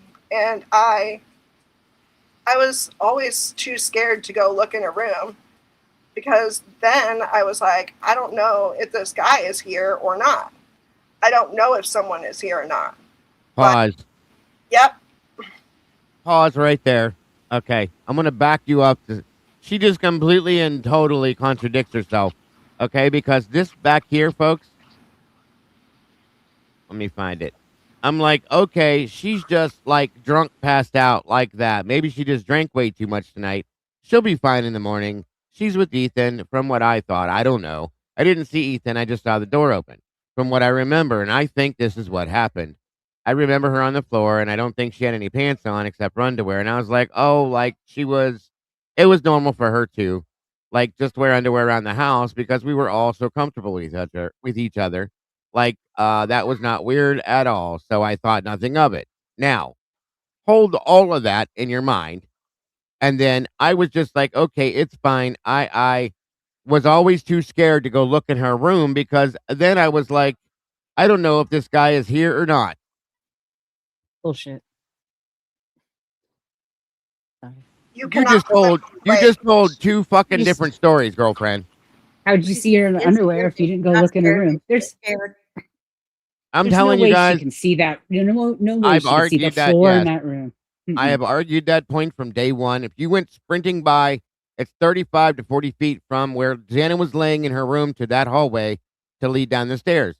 There's no way in hell you saw her laying in there, especially knowing she's in her underwear. If anything, you saw it in maybe her feet. You can't have this both ways. You're telling us that you thought Xana was passed out because she drank too much, and at the same time, you're telling us that somebody was in the house and you knew that they were murdered. I'm sorry. You're telling both stories, kid. You can't have it.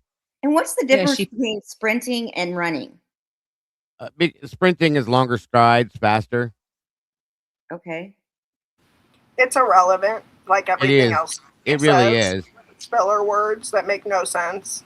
But there's no way she ran by that room and saw and knew that was Xana. There's no way. You can't even sprint and know that was Xana. How are you going to run or sprint to that house? I don't think you could have walked by that hallway and known that was Xana because the way the angle was, there's no way you could have saw her. 100%. Yes, exactly. No way. Nowhere, especially keeping through the door. Like you opened your door a crack. I don't know if they could see inside and see so much of me. Of course you don't know. How could you know? How could you even make that statement? Now, what I think truly happened, I'll be honest with you, and I've said this from the moment that I first read this in the affidavit.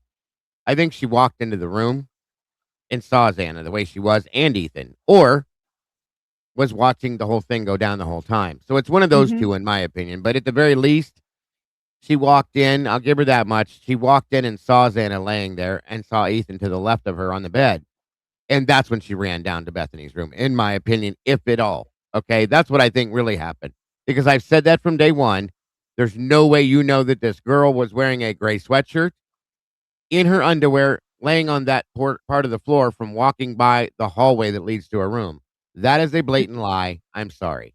Because that door walks in like the door, the closets on the side of the door. So like the Yeah, door right frame there. opens, and then there's like, what is that? A yard, 3 feet farther in before Right. the door frame would be complete. The door would be open enough to be able to see And inside. and here's the other thing, Sophie. If you're gonna claim that you saw Xana laying at the angle she was, enough to claim that you saw her in her underwear and a gray sweatshirt, then you saw all the fucking blood all over the walls and the floor. Don't say you didn't, okay? There's no way you didn't. So if your eyes are that good, you saw that too, but you never mentioned that, did you? When you said you thought she was passed out. There's no way. It's a lie. So she either walked in the room or she watched the whole thing go down. It's one of those two. I'm not going to accept either less. She watched Okay. the whole thing go down. I believe that. I do believe that at this point. Okay. That's all I'm saying. But we're moving on. There's more. I just had to stop and point that out right there, you guys, because that's so stupid to me. And you're doing a great job, by the way, Sweet Pea. Oh, thanks. It's hard to be Dylan. I know. It's very No. You're doing an incredibly great job. You're doing great. Keep going. Thank you. Yeah, because you're like, did I just read that right? Or you know what I mean? It's so weird. Yeah. So I'll start back here. Okay. At the very top. Go ahead for that. I was just like, okay, it's fine. And I was always too scared to go and look in her room, because then I was like, I don't know if this guy is here. I don't know if this guy is here or not. I don't know if someone's here or not. Like, I have no clue. I don't know if like my mind's freaking out or not. All I know is that Bethany was awake. She had been calling me. I need to go down to her room. I need to go to her because like we need to be together.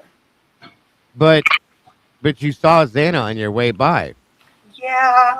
So when you go, from my room to get to Bethany's room, you have to go past the living room. To pass the living room, you look like, so here's my room. I'm coming out this way, and I walk into the living room. I look to my left. That's where Xana's room is. Like, down this little hallway. Were there lights on or anything? There were lights on. I think so. I don't know for sure, again, but I think so because I was able to see her. In her room, the lights were on? Yeah, I don't know if the bathroom lights were on. I can't remember. I think they were, but again, I don't know. Like, everything is kind of wishy-washy. I can't remember. So, is Xana saying anything to you? No, I thought she was just passed out on the floor. Like, I thought she was just taking a nap. Like, it happens. Like, you get too drunk, you like, and just like, and like the floor feels like sometimes when we're all kind of drunk, we're just like, okay, and just fall asleep on the floor. Like, it just feels fine, you know? At no point after you encountered the man? Yeah. I'm sorry, let me read it again. At no point after that did you encounter the man? Yeah. Did you think that there was something about Xana that just wasn't normal, that you never thought that at all? Yeah, I never thought anything was wrong. I thought she just like fell asleep. I never thought she drank like she was unconscious, and didn't even think that at all. What? I think didn't anything was wrong at all. So then I stopped for a second, looking at her, go, okay, she's fine. She is like just asleep. Again, is her bedroom light on when you saw her? I think so. Again, I don't know for sure if things.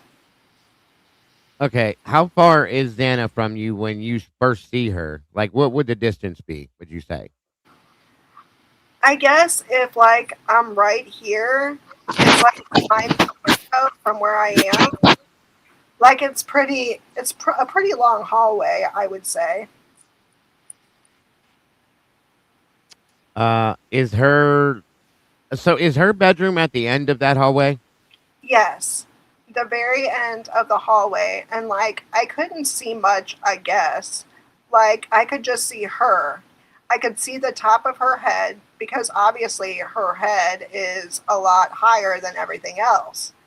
And I could see her lips a little bit, and that was it. I didn't see anything else. I didn't see anything wrong. Like, it just looked like a room. Yeah, like she was drunk. Probably messed it up a little bit. It didn't look like, from what I think I saw, it didn't look messy at all. It just looked like there was a few clothes. You know, that's normal for college girls. It's normal. 1 minute, guys. She's like trying to justify it. Like, it's normal. Like, I didn't notice that there was blood everywhere. It's normal. It's right. normal that they're like pigs. Their house None of this is normal at all. Right. Oh. So this distance that you're talking about, would you have been able to see her if the lights were out? Probably not. So some light had to have been on. I think so. That's what I'm thinking. Okay. Do you guys have night lights in your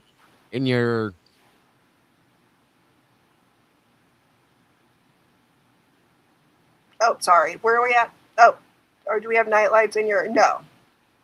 House? I mean. So nothing? I don't. Lining the wall? I mean, we have this. Well, I guess I shouldn't say that because we have like little twinkle lights that go around like decorative lights? Yeah, so I guess that could have been it. Maybe they were just decorative lights and that's how I saw Xana. I don't know. And we had this little Scentsy thing. I don't know if it was on. We were pretty good at turning it on and off, and so it's not like it's going through all night, but it does have a light on it. It does have a light. I don't know if that was on. So where is the Scentsy light at normally, Dylan? Where's it located? I'm sorry. So from my room, you first walk into the living room. There's let's say that this is the door to the living room. Right in your left, this is the bar cart with like some alcohol and like some decorative stuff. Right to your right, there's a little table that has drawers, and that's where the little Scentsy thing is. And then the couch. So would you have been able to see Xana with the light from the living room all the way down the hallway, Dylan? I don't think so. This is important. I don't think so. Because in our world, for an offender to leave lights on in a house, you increase the risk of identification. They would rather the lights not be on, so it's important that we get this straight. I mean, I think Xana's lights were on. There's no way you could have seen her otherwise, though, correct? Yeah, I think so. Yeah, so I'm not trying to plant a seed in your head. Yeah, I know. But think about where you are at when you see her, and if all the lights are off. You wouldn't have been able to see her normally. And here's the reason why, guys. Pause. The lights that she's describing, the Scentsy light is in the living room. The twinkle lights are in the living room, and both lights were to Dylan's back when she claims to see Xana. They were to her back. 35 to 40 feet down the hall is where Xana's at, okay? I'm not saying that the bathroom light and Xana's light weren't on, but all the lighting that Dylan describes is to Dylan's backside, not the front of her to clearly see her. So understand, that's why Gooch is asking this. To be able to see her normally, right there. Well, I mean, my twinkle lights, I might be able to. I have no clue. I can't. I'm sorry. I just can't remember. No, it's okay. And I'm not suggesting. Yeah. You should tell me something you do not know. Yeah, I don't know if her lights were on or not. I have no clue at all. But you said you could see her. I could see her. I know that I could see her. And which way is she facing? Which way was her head facing, Dylan? So, like, let's say, like, the couch is is the back of her wall. That's where her head is, and her legs are towards, like, forward towards me. And then what is she wearing? I don't know what shirt. I can just see her wearing underwear, and that was normal. Like, she was really comfortable with us. She would wear underwear, just underwear around the house, and that was fine. So did you call out her name? No, I don't. I mean, I don't think so. I don't think I did. I thought she was just asleep, so I didn't want to wake her up. And then, like, ran down to Bethany's room. Bethany, she could hear me walking down, so she opened up the door so I didn't have to wait for her to unlock it. And I just locked the door. I was like, I don't remember what we talked about at all. I don't know if I have no clue what we talked about. I just remember us being scared a little bit, but, like, we didn't think anything was wrong at all. We just thought, okay, it was just someone passing through. Like, maybe we just, like, the house makes a lot of noise too, because, I mean, it's an older house, and so I'd be at night hearing just, like, you know, the crackling noises what houses make when they're older. Like settling? Yeah, like, it would happen quite often, and so we were kind of used to that. We just, like, she just said something about light in her room, like a firecracker or firework. I don't fully remember, and it was just kind of weird. And I was like, what? I don't remember if I talked to her about the guy. I don't remember if I talked to her about what I saw, what I heard. I have no clue. I just remember, like, we fell asleep pretty fast in her bed, and we didn't think anything was wrong at all. And I have to ask you, you were running at first, right? And at what point did you stop running and she heard you walk to her room? You said at first you were running and you must have felt comfortable at some point. Well, I guess I was running. So when I got out, I stopped and I looked at Xana for a second. This is what I think happened. Then I ran downstairs. I kept running. I don't think I was walking at all. I think I kept running until I got to her door. So, again, it's important that it's not what you think, it's what you know. Do you? I don't know any of this. Ha! I get sorry. Okay. Okay. Good God. Okay. I don't know. Do you want me to go? Okay. I don't know at all. This is all from what I think. Oh my gosh. Oh my goodness. I was like, I had to stop and, like, look at the screen for a second because I couldn't tell if you were joking when you just said that or if it was part of the script. No, that was real. I was not acting. Okay. I don't know at all. This is all from what I think happened because I don't know what's real and I'm just, like, my mind's making it up. I don't know it all. So, of the things that we've been writing, are the most of it what you believe and you remember happened, or are you thinking that's what happened? This is all what I remember, but I don't know if anything of it is real. I don't know. I can't differentiate if anything is real or if anything is a dream. I don't, or just like imagination. I have no clue. I have been trying to figure that out, like, the past 2 days, like, what is. Yeah, I bet it's hard too. What is real? I don't know at all. That's what, it's just like, it's frustrating because I'm just like, I want to know, and I keep thinking about it, but I can't tell the difference anymore. Like, I don't know what's It's just this is ridiculous. Oh, Sorry, go on. I was listening to it. I'm like, this is ridiculous. If she'd been on the stand and tried to pull any of this crap up, this is like hostile, like witness. Like you don't actually even remember what you're literally saying. Very, very unreliable on a daily witness. basis have no idea what's going on. Yeah, she's oh my doing gosh. it on purpose. Okay, go on. Sorry. It's totally on purpose. Okay. Like I don't know it's just all like mixing together, and there's pieces that just don't make sense, and everything of it just doesn't make sense. So none of this I can say I know for sure. None of it I can say I know for a fact that happened, because I don't.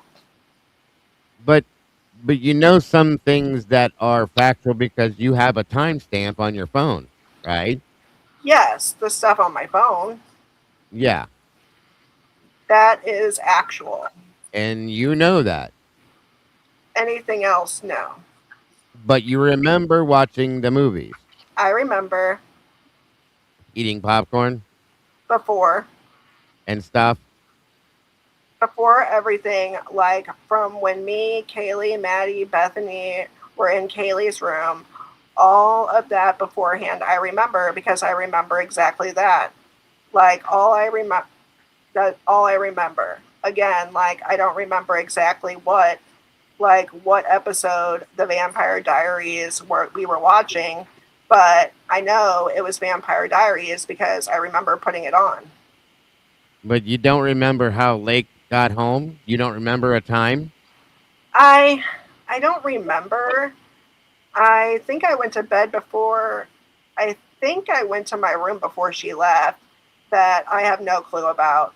I don't know. Once she left, I don't know where she went. I don't know. I think Bethany, someone told me that she walked home. I don't know exactly who. I don't know when Bethany went to her room. I don't know if Bethany stayed on the couch. I have no clue at all.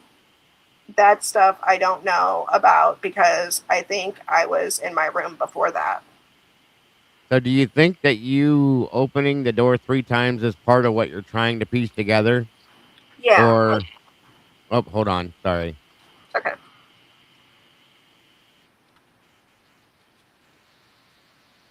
Damn it. Sorry about that. Okay. Right there. Yeah. It actually happened? I think it's what I'm trying to piece together. I don't know for sure if it fully happened. Like it's just like I don't know if my mind's like making up stuff like at that moment when everything was happening. I don't know if my mind was trying to make stuff up so that I can remember it. I just don't know. It just doesn't make sense to me. And I don't know how to fully explain it, I guess. Well, that's important for the detective sergeant and myself. What's important for the detective sergeant myself is that you're not telling us something that is not true, Dylan. Yeah, I know. That's the most important thing here. Yeah. The fact that you can't remember, I understand that. You're traumatized. Yeah. But that you're not intentionally telling us. Yeah, I know. Okay. But this is like... Do you understand why? Yeah. This is all stuff that this is what I remember from that night. Again, it's something I don't know if it was real or what happened. This is what I remembered, and some of it could be real. Some of it could be not. I don't know. This is what I think I remembered. Okay, we have to hold for a minute because I can't hold it anymore. I got to run to the little boy's room. I'll be right back. Gotcha. Thank you, guys. Hold the line. No worries. That line, this is what I think. Oh my gosh. Remembered is the most hilarious. It's hilarious. Even hearing you say it, I'm like, how could anyone? I'm sorry. How is she any type of reliable witness? Yeah, no, she wouldn't. Saying any of this crap on the stands, like, no. no. And she was supposed to be the star witness, right? Right. Oh God, she's the only witness. This is stupid. How did she tie her shoes?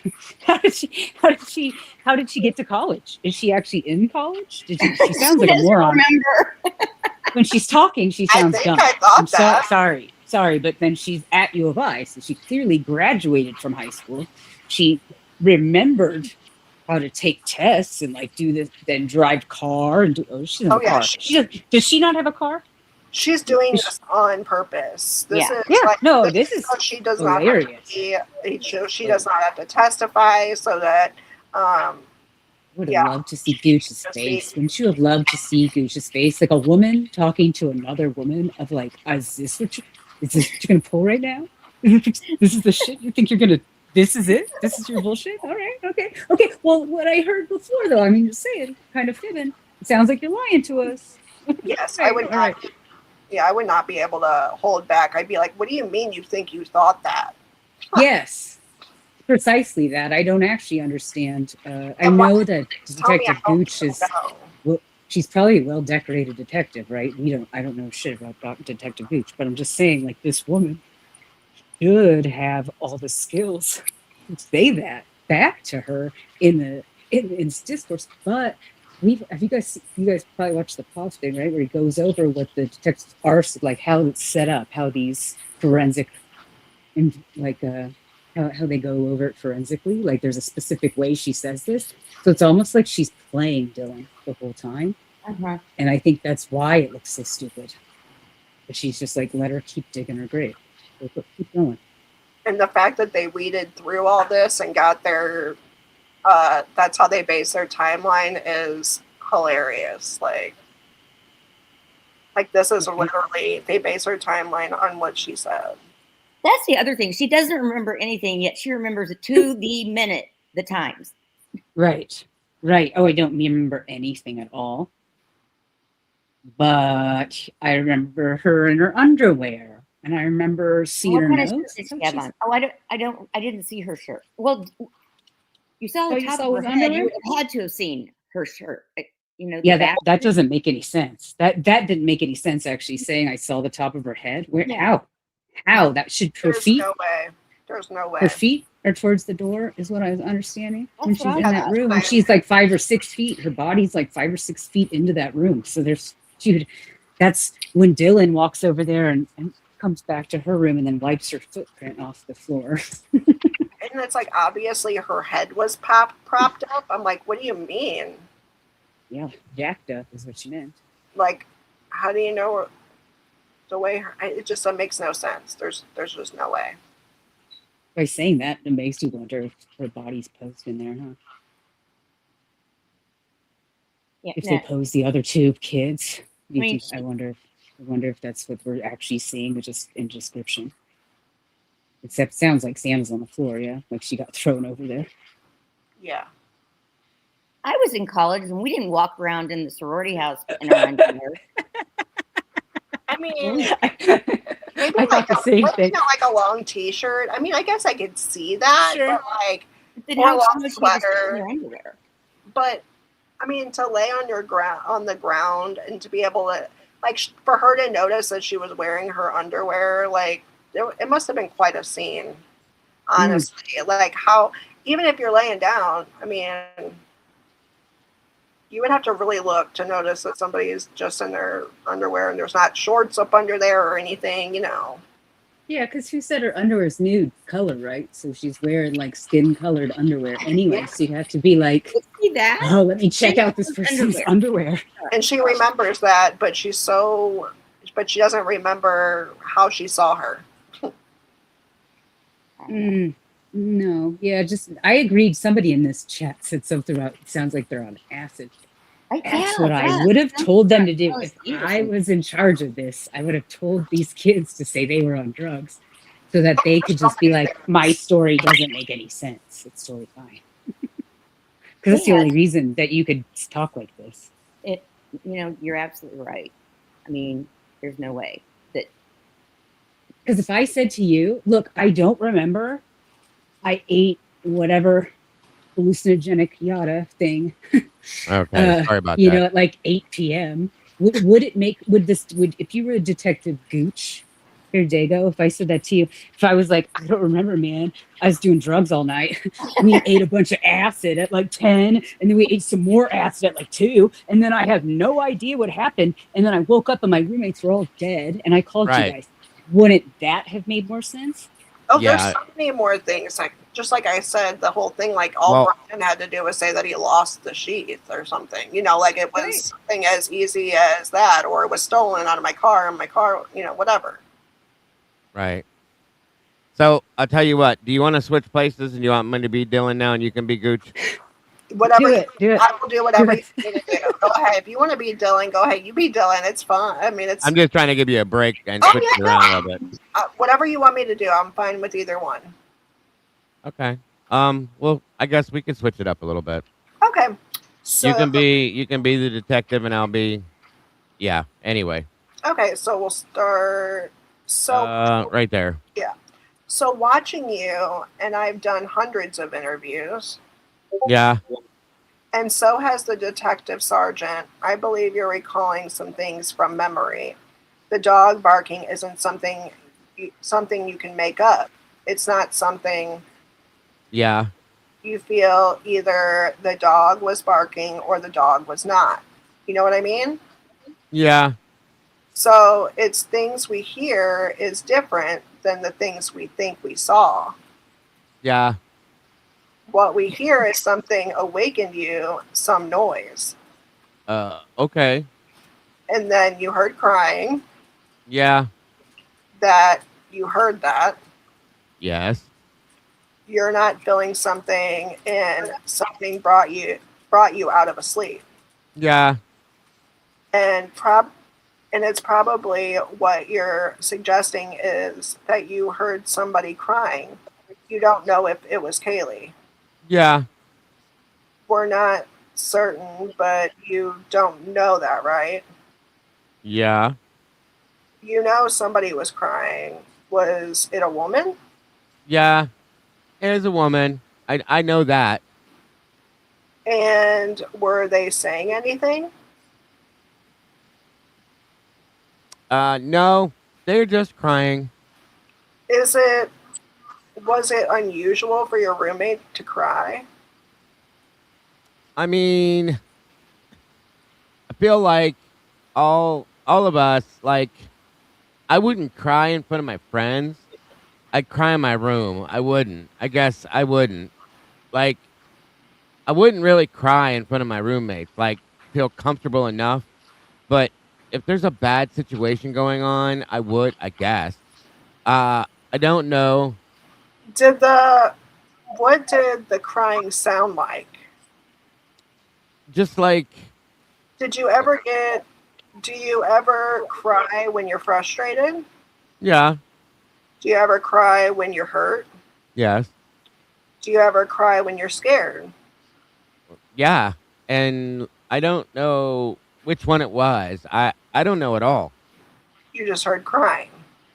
I just heard crying, and I can't process what kind of crying it was. So I have learned through interviews, and the detective sergeant knows this, and so does Robin, what you hear is not necessarily distorted, but what you see can be from trauma, right? But what we hear is distinct, right? Hold on. Yeah. Yeah. Sorry, I lost my spot. No, you're fine. So what you heard isn't as important as what you saw to me. Did you smell anything unusual? No, I didn't smell anything. Cologne? Anything like that? Nothing. Perfume? Nothing.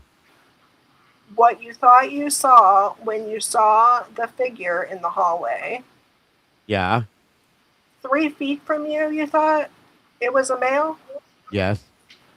And you thought he was holding something, but at the time, your view of it was it could have been a vacuum cleaner?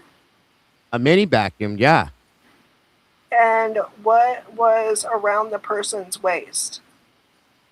I don't know. I don't think I looked at that. I just remember all black clothes. Oh, I thought you said you saw a triangle. What's in the... No, that was from what he was holding. Okay, so can you describe that again for me? It was like cylinder like, I guess, like about that long. And then it went out and then in like a triangle. And how is the person holding it? I don't know. I have no clue.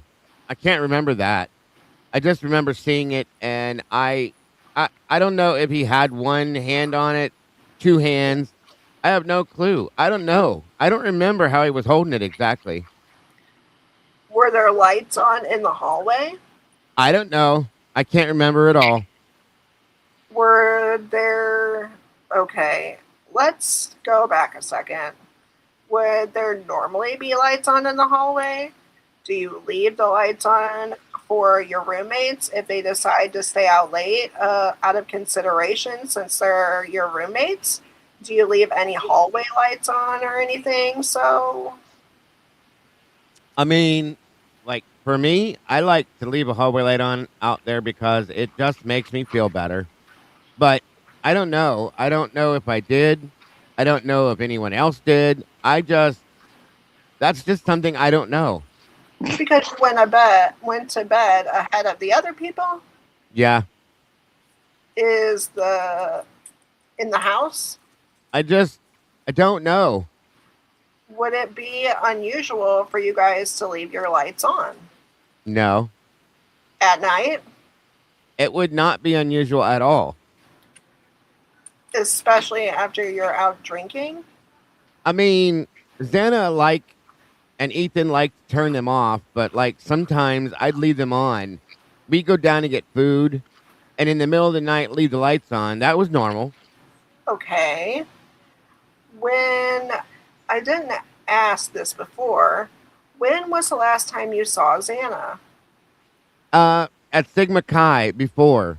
So that was when Ethan was trying to call his sister and wasn't answering. Xana was with, I guess I would, I have, but that's not the same video. That like Xana was with him and I just, I don't know if I told them where I was going. I don't, oh my God, she's so fucking lying through this. I can't fucking, hold on guys, stop. Okay, at Sigma Chi before. So that was when Ethan was trying to call his sister and wasn't answering. Then I was with pause. I guess I would have paused. I would pause. Oh, but that's not the same video. Like this is a complete lie right here. It's obvious that she's trying to either find the truth or find something to make it sound right. You get what I'm saying? What video? What's she talking about? Yeah, video? It sounds like 8 stories at once. Yeah, what video is she talking about, you think? I know something on her phone. Oh yeah, because she said she had a video from earlier that night or whatever. Right, and this is a new piece of information we got too, by the way, when she states that Ethan tried to call Maisie and there was no answer. We never were told that before. If that's true, okay? No, I agree with you. She's telling like 5 stories at once. She's putting different things together to make something make sense, and it doesn't. There's the problem. And I don't care what anybody calls out there. I'm not making this up. Read the document. You'll see what we're saying. It's obvious what she's doing here. And wait until Travis gets a hold of this one. Yeah, no kidding. I'd love to see his analysis. What about Ethan's phone? Shouldn't we see Ethan's phone calling out to Maisie not picking up? 100%. And there was no call that we saw within that timeline where there was a call made from Ethan's phone to Maisie's phone that I can remember. Now, we were told that he did text her and say, come on, dog, come hang out with us. And she said, no, I want to go to bed. That's the conversation they had. Remember that? So yeah, that was it. But anyway, I didn't mean to interrupt like that. Sweet Pea, but I couldn't keep reading that knowing how bad this is. So. Oh, don't apologize. I told you what reading it makes your head, you're like, am I reading this right? Like, yeah, it's so bad. But let me go back to this again. So. It's sad this is an adult. This person is an adult in our world. Sad. Yeah, right. At Sigma Chi before, so that was when Ethan was trying to call his sister and wasn't answering. Xana was with, and see, this is what makes me wonder. Xana was with who? She paused there. Is this that trying to say that she was cheating on Ethan again? That whole story, or trying to put her with Ethan when she wasn't, something like that. You know what I mean? Mm-hmm, mm-hmm. So okay, Xana was with. I guess I would have. I have but that's not the same video. That like Xana was with him, and I just like I don't know if I told them where I was going. I don't know if I told them I was leaving. I just knew I was told Bethany and Yessie if they wanted to go. And that I think you left there at 2 a.m. No, that was before then. What time? Can you give me a time frame? I'm trying to figure that out. And she was with Ethan? Yes. So I know for sure from this video, I was at Kennedy or Alley's at 12:49. The last video I have is of Xana holding a White Claw at 11:04. So in between that time, I'm going to guess more towards the 12 o'clock side is when I went to Alley's next. So you have a video or a picture of Xana at 11:04? Yes. PM? Yes. With a White Claw? Yes. And then you're at Kennedy and Alley's at 12:49? For sure. Yes. I have a video of that. I could have been there before then. I don't know. This is what proof I do have. And that's what you've been using to piece some of this? Yes. Together? I mean, I didn't fully look at my phone and stuff until my mom was like kind of asking me about that. And that's how I've been like trying to understand time zones or timelines, I guess. Can I ask, and it's not a judgment question though. Yeah. Did Xana and Ethan ever stay at Ethan's house? No. I don't really know why. I think Ethan, I don't know why. Ethan always just liked to be at our house. Xana. Does he have roommates? I think, Murphy. Does he have roommates? I don't know. All I know is that because of his grades, he wasn't allowed to live at Sigma Chi. So he had to get an apartment. I have never been to his apartment. I don't know where it is. I don't know what it looks like. I don't know if Xana's ever been there. We just never like asked about it. We didn't care. We liked having him there, so it was never a question to us. Yeah, it's not a judgment. Yeah. I'm just wondering if Xana ever goes to Ethan's house. I don't think so. I think about every single night she was at our house. So this is an odd question. You just brought up something. He couldn't stay with his fraternity because of his grades, but we're not even through the semester yet. Okay, so last semester, that's how they depend everything. The fuck? Wait, what? What does that even mean? So last semester, that's how they depend everything. So forget it. I don't even want to know. Oh, they depend his grades, his grade points. Whatever, like if he's got 2.0 or whatever. Gotcha. I guess that's what that meant. Okay. Sorry, guys. So let's say you get like below what you're supposed to get a semester ago. That means that like at the end of last year, that means for this semester, those are the rules you have to follow. Then if this semester you get better grades, then the next semester you'll be fine.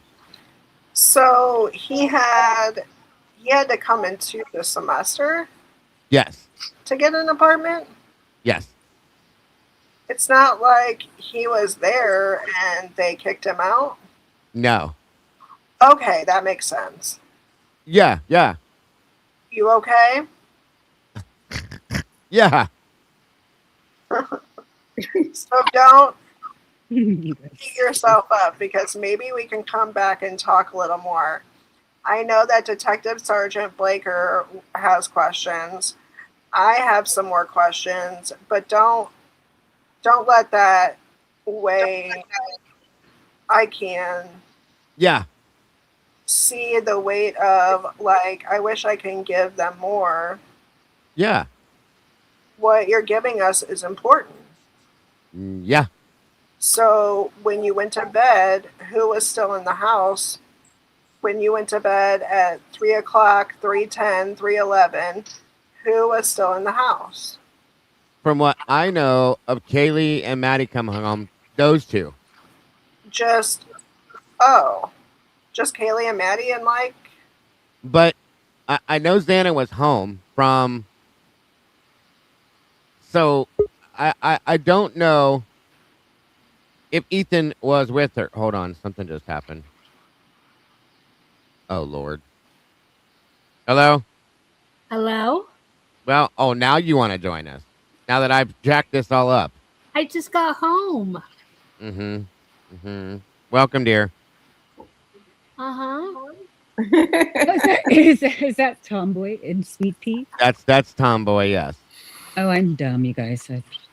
No, you're good. Stupid. Wow. So would you like to take over, Dylan, Miss Tomboy? Yeah, let me make this bigger so I can read it. Oh, there we go. Okay. Well, I don't have to do anything now. That's awesome. I'm just Where kidding. you at? Right here where it says Dylan Mortensen. Okay. Or wait.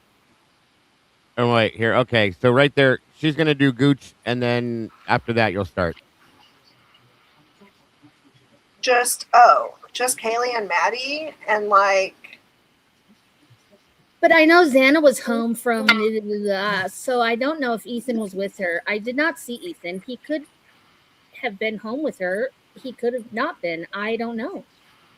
But when you went to bed, you said Lake was still in the house. No, that was are you talking about the first time I went to bed, like early before all this happened? Oh, I see. Yeah. Yes. Because they came home from the grub hut. After Lake? Yes. Left, yeah. And you don't. How about Bethany? Bethany was with you? Yes, I know Bethany was home because after everything of all this, I went to bed with her in her bed. At what time? I don't know. I have no clue. Somewhere after, I would say 4:30ish. I don't know how long all this happened. I tried to remember and I tried to give a time frame, but in reality, I don't know at all. So at some point, you always ask this. At some point, you weren't perceiving a threat. I never perceived a threat ever. Even with the. Even with the guy in the hallway? Yeah, it freaked me out. It freaked me. What the hell? Oh, this is where it cut off from before. Oh, yeah. So good. So wait a minute. Hold on. So this is the Aaron Whitson and Dylan Aaron thing. Williamson. Yeah, this is the other part of it. So I guess this is the other side of the unredacted. So I guess you guys, if you want to keep going this way, Aaron, I guess you could continue as Aaron, Sweet Pea, and Dylan can be Tomboy. Okay. And I think it's Dylan talking.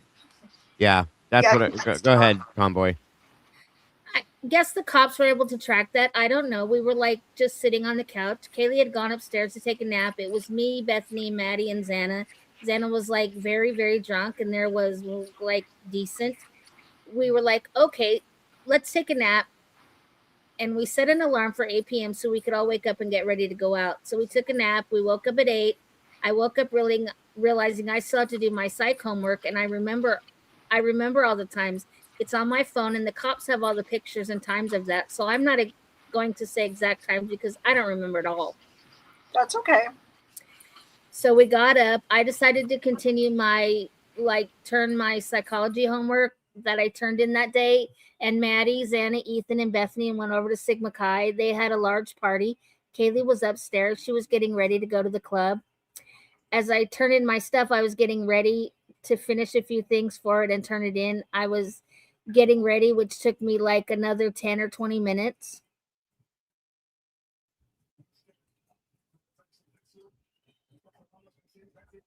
I was getting ready, which took me. Oh, sorry. Go ahead. One of her Alpha Phi friends came over, and I can't remember her name, but she's a super sweet girl. I don't know how long she was there for because I didn't see them leave or go. So I knew Kaylee was in the house with their Alpha Phi friend. After I had gotten ready, I left the house. I kind of just figured Kaylee and her friend were there because I didn't see them leave. But then again, I couldn't be for sure.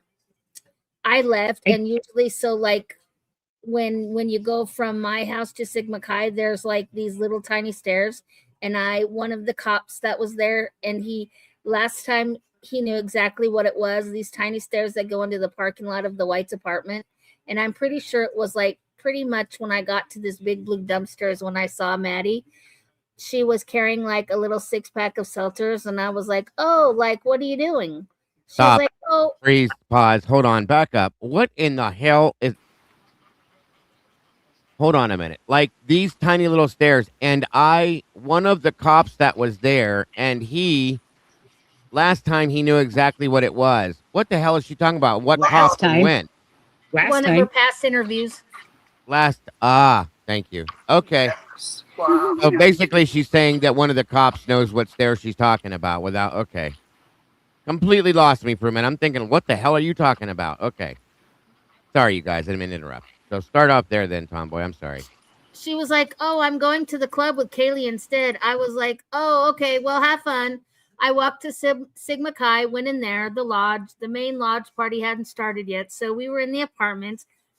I believe Ethan's twin brother, Hunter Chapin, that was his apartment. And we were upstairs in one of the rooms.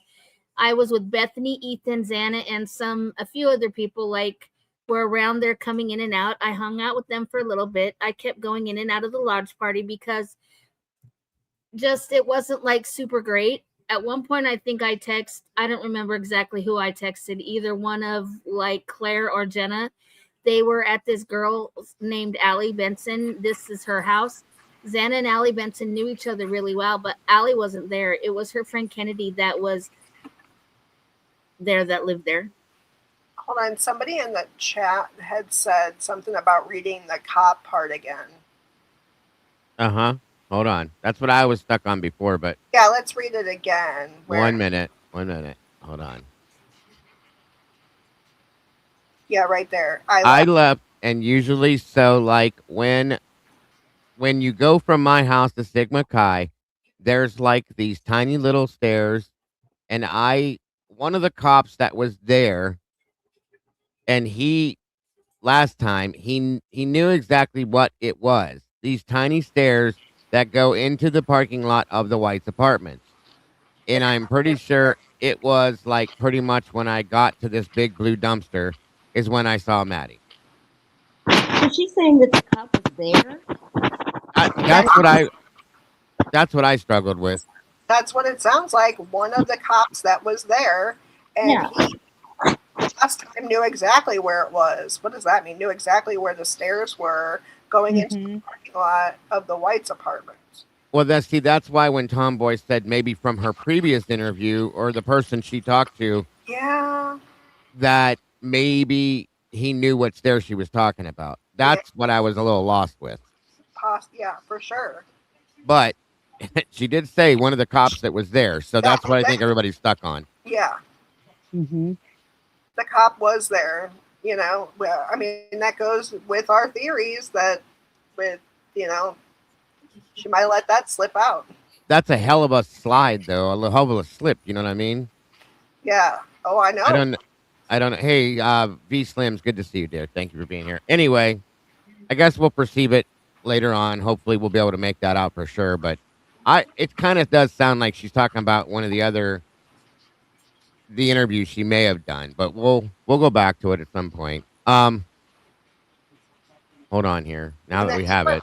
Do we know they were in Hunter's room? Or wait. Yeah, she said that was Hunter. Okay. Yeah, she went into Hunter's apartment first, and then was in the other report we saw. Remember, she was going in and out of the lodge all night with Gideon. She was hanging out with. Yeah, they were going back to their house, right? No, they were going in and out of the lodge party. Right. Is what she was saying in the other report. So. Yeah, I'll have Travis look at that if he gets a chance. I would love to hear him. Like, I can't imagine what he would say about the fact that she didn't name any of those girls. She was like, and so it was Kaylee and her friend, and then she was with her friend, and then her other friend came over, and then her other friend. It's all over the place. It was their actual names. Yeah, totally. Good job, Moonflower. Thank you for doing that. Yay, Moonflower. Get them, Moonflower. All right, so hold on a moment. Where did we leave Go off? Go down. Right there where it says I was texting. There you go, Miss Dylan. I was texting like Jenna and Claire, and I was like, I'm not really feeling this lodge party. Like, I might come over to your guys' place or where they're at. And from my house, it's like just down the street, just a little bit. Like, it's like a 5-minute walk from my house. So I was at Sigma Chi ready to go. Bethany didn't want to leave yet. So I was like, okay, I'm just going to go. I went to this place with Gideon, Claire's little. They were like big little stuff for sorority and fraternity. So he's a really sweet guy. I walked with him all the way to Kennedy and Allie Benson's house. I don't remember exactly who all was there because it's been a while since like I've actually thought about it. But I know it was like Lake, Claire, Jenna, Gideon, Hayden, a guy named Lake. A guy Lake had been talking to, Kennedy, obviously. Jenna's friend Ava. I think there was like 2 or 3 other guys. I don't know if I remember their names or not. So I went there for a little bit. Sorry, I have to go back just a little bit. That's okay. Obviously, I had a few drinks when I was at the White's apartments. And then I probably had like 3 or 4 at Sigma Chi. Okay. Then when I got to Kennedy or Allie Benson's house, I probably had like another 2 or 3 more of those seltzer ones. I don't really remember because it's all blurry. Yeah. My friend Lake had a Borg, which is just like vodka and Mio mixed with water and stuff, and I had a few sips of that. I don't know how much I drank of that.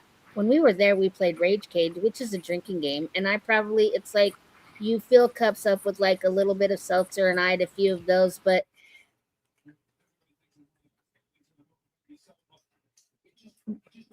not like a lot. But obviously, I was drunk. I don't know exactly how much I drank. I don't remember if it was, I think it was between either 12 I think it was before 1 a little bit, or maybe it was before 12. I can't remember exactly what time I left. Lake was very drunk, and I was like saying, oh, she can come home with me. Like, we'll walk home. I told Jenna, and Jenna's like, oh, I'm just going to stay here. Hayden, one of the guys that was there, is a Fiji. Fraternity'd have this thing where they have Sobros, the freshmen are Sobros. So Hayden called, and I trust Hayden, like he's a good friend. He called the Sobro. I don't remember who they were. They were freshman Fijis, and they drove us home because it's like a 1 minute, 2 minute drive. All right. Pause. Now, we heard an interview with Kennedy Fitzgerald where she claimed to have walked Dylan, Bethany, Lake, and 4 other girls all walked down about halfway to the Whites from her apartment, which was up the road. And then she turned around and went back, and she said she watched them keep on walking down, was it Taylor Avenue, I think it is. They didn't turn off onto the pathway, and they kept on going straight. So how does that, which is the truth here? Was there a Sobro called? Because remember, supposedly Lake couldn't walk. But Fitzgerald said that she walked them down, and they walked on their own. So this is a point of contention, folks. This is a big issue. And I believe Kennedy over her. What reason would she have to lie? Right. So I think it's important to put that into perspective, folks, and remember that because this is a big issue. As Bubbles likes to say, that interview threw a huge, huge wrench into the gears of this stupid ass narrative that has been told. So there again, I just wanted to make sure that everybody remembered that. Okay. Holy shit. Okay. So we left off. He called us Sobro. Go ahead, right there, Tomboy. I read that. Go down the next page. Okay. I'm trying to think what time exactly I got home. I think it was around 1 a.m. to 1:30 a.m. is when I got home. Uh-huh. Me and Lake go upstairs. I don't think anyone was home. I remember. So we went into the kitchen. I started making popcorn. I heard Murphy bark. So it was like, okay, I heard him like, because whenever people would come home, he'd start barking a little bit and be like, get all excited. So I went upstairs to Kaylee's room and got Murphy, took him outside. And then I brought him back there. And there was like a video of Lake playing with him. And that I guess she has that video and that shows like the exact time that we were there and he's like playing with her. And then I decided to take Murphy back upstairs into Kaylee's room so he wouldn't bother us. Then we had popcorn and me and Lake didn't drink anymore once we had gotten home, and we watched the show Vampire Diaries, if you've ever heard of that. Uh-huh. Yeah, that was like our favorite show. So we were on the couch, I would say like 10, 20 minutes maybe. Like in between that time, maybe a little bit less, actually like 10 to 20, somewhere in there, Bethany had come home. She laid down with us and watched the show. I don't know when Lake went home because I had gone to bed. I don't know how long of the episode we watched or what episode we watched. I would say I was in bed like around 2:10ish. I don't remember exactly because obviously I was still tipsy and not like aware of anything really. I think I'm not good with times right now because it's all jumbled up. That's okay. So I tried to go to bed for a little bit and I heard Kaylee and Maddie come home and I was like, oh, I want to go hang out with them. And like our house is like the walls are very thin so you can hear exactly who it is. They were upstairs. I didn't know if Bethany was upstairs already or if she had come up after I'd gone upstairs. So my floor is like the second floor and I had just gone up the stairs into their rooms. I went up there. They had gotten back from the bar. At first I thought they had gotten an Uber, but I guess now it's been proven that they didn't get an Uber. I don't know who they got a ride from. They had gone to the Grub Chuck and they had like this mac and cheese from Grub Chuck, and I had the video of me, Kaylee, and Maddie sitting, and then you can hear Bethany like singing in the background, and we're in Kaylee's room. I'm going to guess it's around like 2:30ish, 2:20ish, somewhere in that range. I don't know how long I hung out with them for. I remember me, Maddie, and Kaylee and Bethany were like, oh, should we go back to the Grub Chuck to get more food? We can get an Uber. One of the Uber drivers, Eric, we know pretty well. We had his number. We would text him all the time. Oh, can we get a ride? So I texted him. He was like, yes. I don't remember exactly what I said, but he said that he could get us. And then I was talking to Kaylee and I was like, I don't really want to go anymore. Like, I'm not, and she was like, yeah, whatever. Like, she doesn't really want to go either. I went in my bed. I don't know exactly what time that was. Yeah, I have no clue what time. I showed the text to them and I texted Eric, and that's when I went back to bed around. Okay. I woke up, so obviously I fell asleep for a little bit, and then I woke up around between the range of like 4 and 4:20, somewhere in there, maybe 4:10. We had this like flat blaster speaker that's Hunter's, Ethan's triplet, who he usually would bring it over to our house, so to like parties and stuff, I could hear it was Kaylee. I think she was singing and I could hear like Murphy's paws like just prancing around, and I'm pretty sure that they were just like dancing and singing. And I woke up and I remember looking at my phone and it was like somewhere around 4 o'clock, but obviously before 4:30. I don't remember how long I heard her playing music before, and then I heard her walk upstairs because I heard her shoes walk upstairs. And I could hear Murphy like his paws going upstairs, and I feel like when she got to like the middle top of the stairs, she said someone's here, but it wasn't like a scream. It was like frantic, like, oh my gosh, like someone's here. And it was like talk, but it was like talk in between yelling. I could hear it. Bethany didn't hear it. I don't know if anyone else heard it.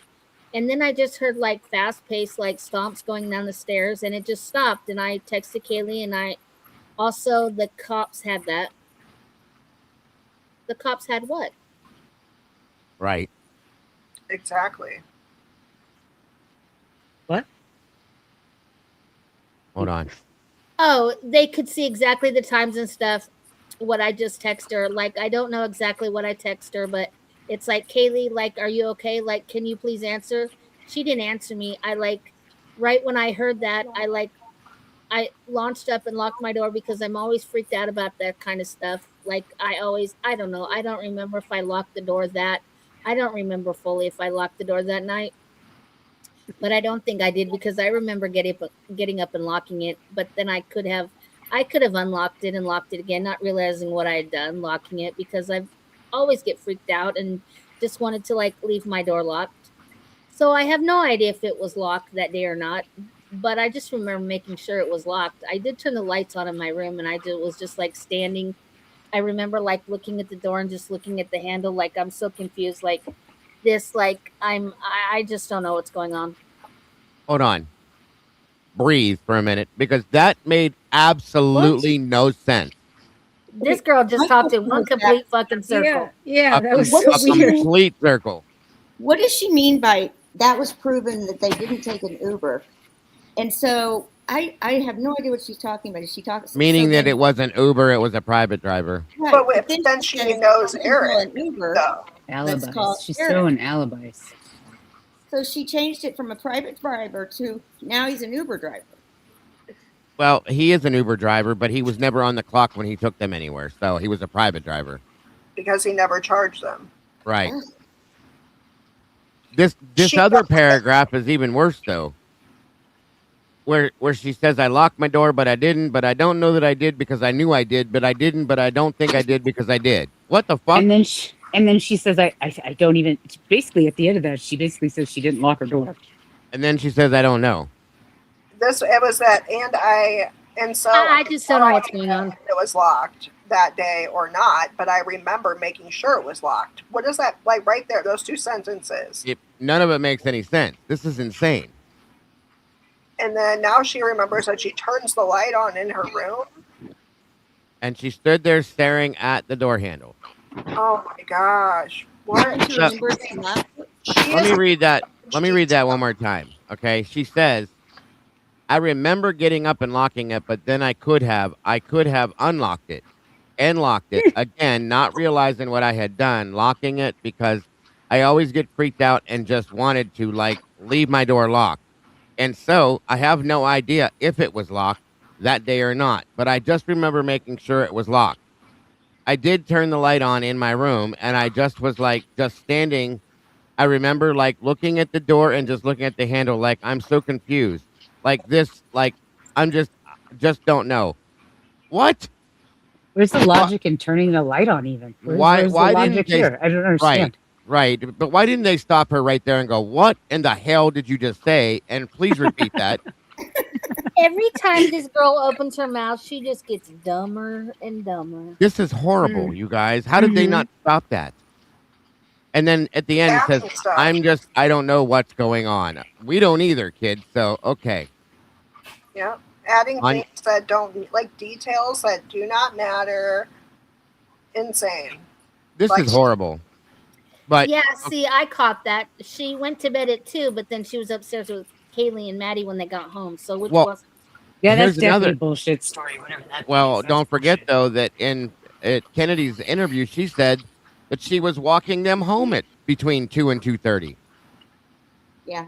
Huh? She's seeing them outside walking down the street at the exact same time they're in the room. That's what I mean. So you could have been walking down Taylor Street if you're sitting on Kaylee's bed at 2 o'clock in the morning. You can't do both. You know she wasn't up in Kaylee's room. You know this that part of the story is the biggest bullshit part of it to me. That's my thought too. So again, here we are. But you can pick up right there, Tomboy. Good luck. I know I called Maddie, Xana, Ethan, and Bethany, and I called Kaylee a few times, I believe. No one was answering except Bethany. I don't know if I texted her first or called her. I called her and she said something about a firework. And so I thought in my mind, like, oh, fire, but I wasn't like worried about it. it was just like nothing was making sense in my mind. Like I was half awake. I was still probably very drunk. So I don't remember if it was before or after I called her or texted all of them. I opened the door and it didn't go out. I didn't go out of my door. I just opened it and looked upstairs. My room's right next to the stairs. Like you have to go past my room to go upstairs. Okay. I remember looking up the stairs. I didn't see anything. Then I looked to the side, towards the living room, and I can see like half the living room, and I didn't see anything. Nothing was like weird or out of place. So I locked it again. I think I remember. I don't remember if I kept texting Bethany or if I kept calling people. I can't remember exactly. Then I opened the door again. What the fuck? That it, and all of this is the redacted. Because you know, if those people didn't know her, she would have definitely been murdered. She's a dummy. She like, oh, open the door. There's somebody there with a. According to her, when she was asked though, why do you think they didn't bother you? She said, well, I think they knew me and they were trying to protect me. Those are her exact words. Yeah, she did say that. I think they knew me. Mm-hmm. Mm-hmm. I would love to know how many times the word remember has been said. Is something wrong with your microphone, Terry? Hold on a minute. What kind of a microphone are you using? My computer, does it not sound? It's really like it's making this rustling loud noise. I don't know if it's bumping it or something. I don't know what it is. It's hold on. Okay, I think we're good now. So at this point, based on what we heard, all redacted? Is everything you're scrolling past redacted? This was redacted the first time when we first went through it, and now they released it. This is the stuff we didn't get to read through the last time. So it's. Are these pictures? You think these pictures maybe are like her view? Maybe. I mean, why would they be redacted though? If we. No idea. Nothing should be. Going through like trying to prove that that's not what happened, or it was. Yeah, but yes, and exactly, Taurus. I think they knew me and they were trying to protect me. Those are her exact words. So, and I do believe this right here that she did know who they were. Oh, absolutely. I know dating websites are called redacted. You're fucked trying to get a date.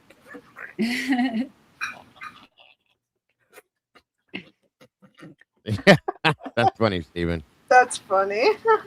It's more interview that was redacted that they didn't release, of course. That's a lot. Thanks, Luther. What a disaster. What a disaster, you guys. So today... redacted any of that. It shouldn't... There was nothing in there that needed redacted to begin with.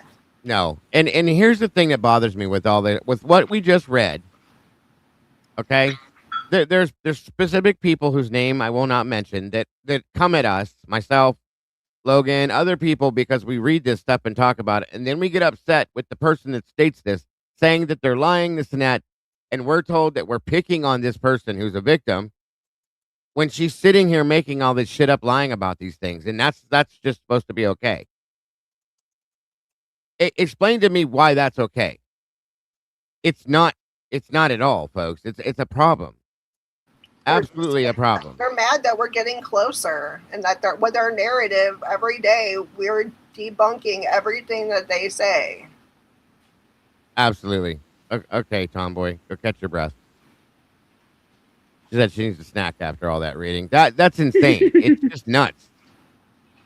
It is absolutely insane. So today we've learned based on Ray telling us that Bryan absolutely had nothing to do with this. Okay. That he was not there, that he was not anywhere near the victims, that basically the law enforcement and investigative team purposely omitted very important information that would have made exculpatory information that would have proved Bryan's innocence, but they completely and totally omitted it on purpose, according to him. And then we learned the rest of I don't even know what to call it. The statements that Dylan made in her interview. Oh, bad. It's bad. It's insane. People come at you because you see the obvious. Well, thank you, Stephen, but it's sad. It's sad. Okay, there's nothing that two and a half years, almost 3 years, I didn't say a word about this girl or either one of them because I had no reason to. Now, do you see why we call them out? Why we say this? She's changed her story 4 to 5 different times. You can't do that, okay? It's either this or it's that. Then we have other people telling us that this is not what happened. This is what happened. We have an interview from another one of her friends that states she was walking down the street at 2:00 in the morning when she says she's sitting on Kaylee's bed. So we're just supposed to ignore these things and say, oh my God, she's a victim. I'm sorry, I can't do that. I want to find the truth. That's it. This is insane. She doesn't even closely, at this point in time, she definitely doesn't look like a victim. No, not even remotely. The only thing that they are victims of, in my opinion, I've said this before, of their own circumstances, folks. They victimize themselves. That's what I see it as, okay? And also the Idaho education system, which she sounds like a moron. Obviously, that too, yes. Well, she ran past the front door. Mm-hmm. Which never happened. I don't think it ever happened like that at all. And they were not found in Bethany's room, remember? They were found in the spare bedroom. Yeah, which is actually right next to the front door. They both could have walked out that door at any given time. Anytime. And ran to a friend's house and told somebody. But see, they're contradicting themselves because, as she stated in her interview, she contacted, or I'm sorry, I'm losing myself within her own words. Okay. She ran down to Bethany's room, but saw Xana, who just looked to be passed out from drinking too much, but she didn't want to go in the room because she was afraid the guy could still be in there. You told 2 stories at once there, kid. So stupid. And then expected everybody to believe it. Yeah. All the pausing she did. I'm telling you, folks, I cannot wait for Travis to go over this. I'm telling you. He's going to burn this to the ground, folks. This is absolute garbage. It's evident based on what I've learned from him. That's nothing but lies. Nothing but lies. She's searching for a story to tell. For lack of a better way to put it, that's what she's doing. All the pauses she has, she's trying to find something to fill those spots with. Yeah. And as he calls it, it's what does he say that it's called? It's very sensitive to her. And there's tons of leakage, as he puts it, throughout this entire conversation. This is bad. This is very, very bad, okay? So all the guilters that have been attacking us saying that we need to leave Dylan alone and that Dylan did the best she could, you're full of shit. You sit down, okay? If you can't see that this is absolute bullshit, what is wrong with you? It makes no sense to me. They don't look at this stuff so that they can stay ignorant. They can't look at this, Sweet Pea. If you don't have to be intelligent to look at this. No. And understand this is something wrong. I know that's why, like on Facebook and stuff, people are like, "Well, you don't. What kind of degree do you have?" The defense, everything. I'm like, look, you don't need to have a degree to be able to read the documents. My granddaughter, who's 9 years old, could read this and go, "What did she just say, Papa? That was ridiculous." Exactly. Mm-hmm. But yeah, she's trying to search for it. Yeah, she's searching for her story. She's constantly trying to. And if you're telling the truth, you don't need to try to remember anything. Exactly. No, if you're telling the truth, you absolutely should be able, without a problem, to be able to tell this story without talking in a huge circle like you just did. And there would be straightforward sentence, like a straightforward conversation. Yeah, and there would be more emotion, like, oh my, like, man, I don't know. Like, you would just hear, like, I don't, like, more emotion, not like, I don't know, like, how she, like, I don't know, but, like, I just can't believe what happened. Like, this is, She locked her door because she knew she unlocked it. Maybe she didn't because she locked it, but I might have unlocked it. I'm not 100% sure, but I'm positive that I locked it. And then I turned the light on and stared at the doorknob. What in the actual does that even mean? But I don't know. What does that mean? I turned the light on and I stood and I looked at the door. She stared at the doorknob.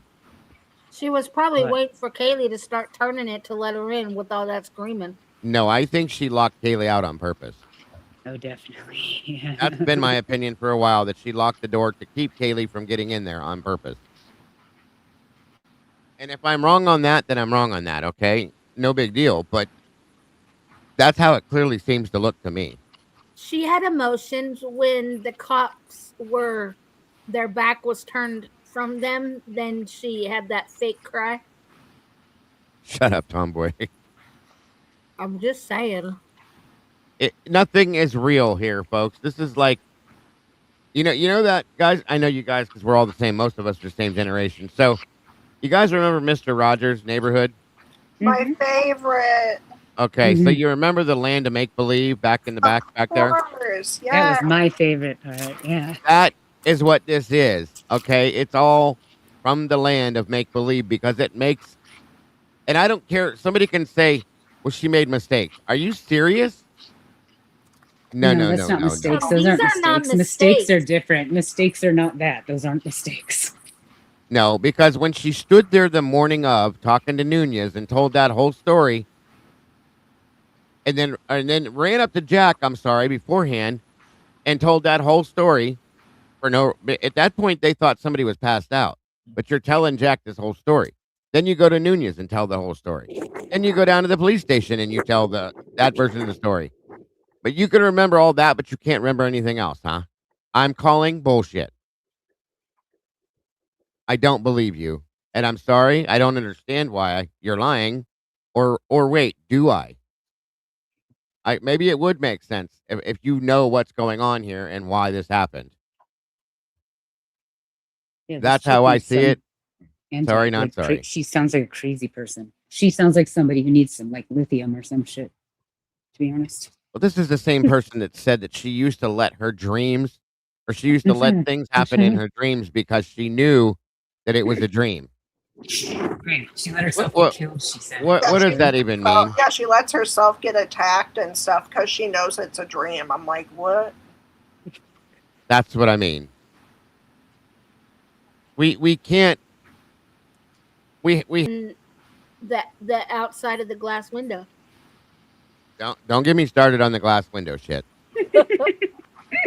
Don't get me going on that. And I'm not even trying to be mean, you guys. I'm just telling you, this is absolutely ridiculous. Oh no, you've been nice. We've all been nice for years. Overly nice about two people who have like basically absconded. Like they were like, oh yeah, I don't have anything to do with that. I'm going to go to a different state. I'm going to go hours away. I'm never going to talk to you again. Bye. Bethany didn't say shit like this. She just didn't say anything. And that's also ridiculous. It's almost like the converse. Like, oh, that's obviously also just as bad. There's no way. And there's another reason. Here is another reason, in my opinion, that this didn't go to trial. Because think about this for a minute, folks.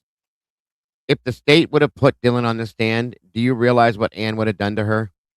Oh, I don't think it would have been Ann. That would have been probably Massoth, and that would have been worse. Okay. Oh, no, they would have.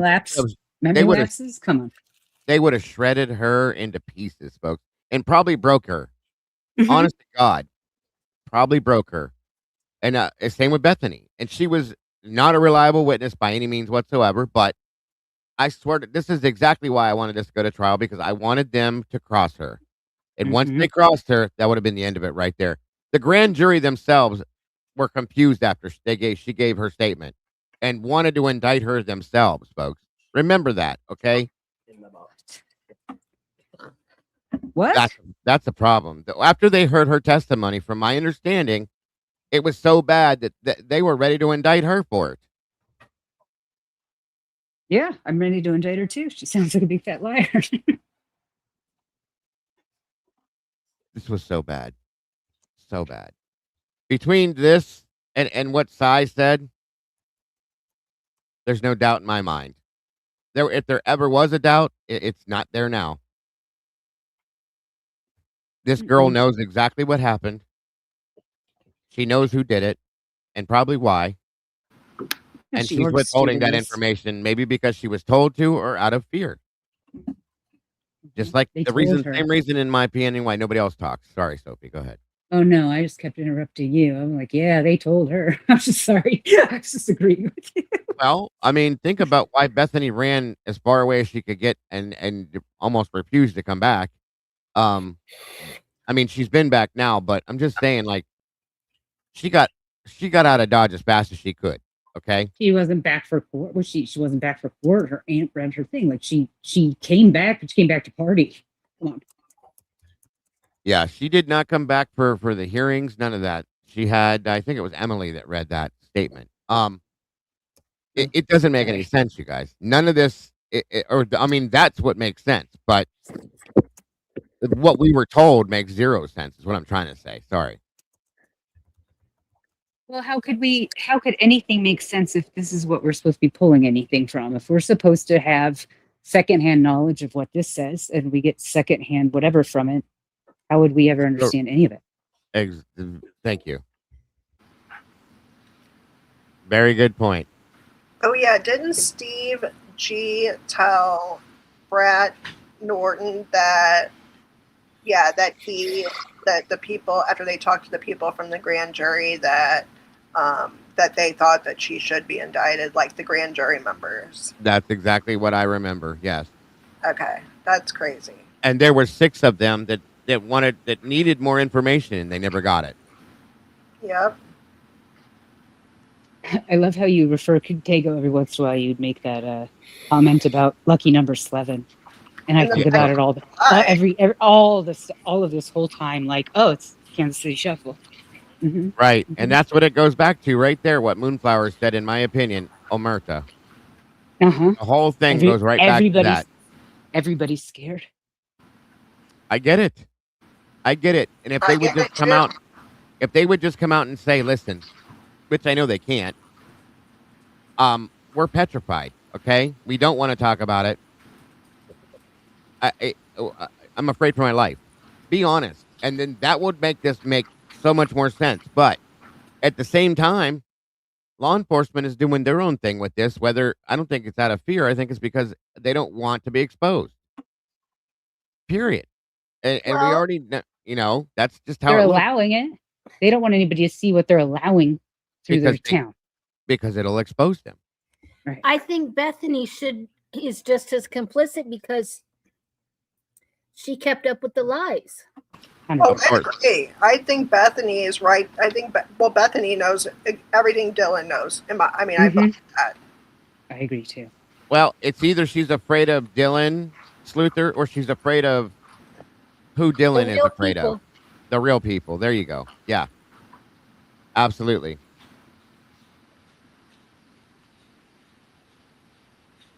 And again, real quick, let me show you these things real fast here. And that'll probably do it for today because we're at the 3-hour mark. But we got quite a bit out of this today, I think. This was a great episode. I enjoyed listening to you guys. Thank you. I'm glad you guys joined us too and are giving your input. So this shows these phone calls, you guys, okay? Bethany Funk, incoming phone at, what is that? 11:13 at 4:19 a.m. Xana, outgoing phone call at 4:20 a.m., unanswered. How does this work? 4:20? That can't be right. Wait, okay, so is this Dylan's phone record or Bethany? Oh, wait, this is Dylan's. I'm sorry. I think so. Yeah, this is Dylan. I got it. I'm sorry. So this is the Eric Gower at 2:10 a.m. We knew this, okay? Eric Uber, there's the phone number, and he says I am, but she never opened it until later on. And then she called Bethany. Or no. Bethany called her. That says incoming, right? Yeah. Yeah, Bethany called her. And she answered it at 4:19 a.m. It was 24 seconds. And then she called Xana at 4:20. That was 0 seconds. Then she called Kaylee at 4:20. 0 seconds, unanswered. She called Bethany back, answered at 4:20 for 41 seconds. Then she called Maddie, unanswered at 4:21 for 0 seconds. So I think all she did was dial in their numbers. Me and Logan tried to experiment with this, and we really couldn't make it work. Even if it's unanswered, it's going to show a time allotment for how long the call rang for, right? Right. Yeah, because it connects, and then the time automatically starts when when it starts ringing on your cell phone. The time starts right there. Bingo. That's how I thought it. But these are showing 0, 0, So 0. Straight to voicemail. Well, I don't even think that. Hit dial and then hang up again automatically. That's what I think she did, was dial the number and then hit end. Oh, like, because she's trying. Yep, because that's exactly what she's doing. She's like saying, "Oh, alibi. I called them." To make it look like she called them. And if at 0 seconds, nope. She hits send and hang up. Send, hang up. It's like Eric Gower alibi bullshit. We ate at the whatever, and then like whatever time in the morning we wanted to go back out to get more food, which is like doesn't sound like it was even a thing. Like somebody would have had to have gone to get.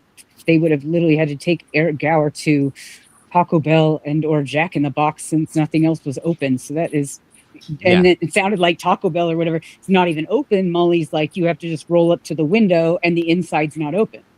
Right.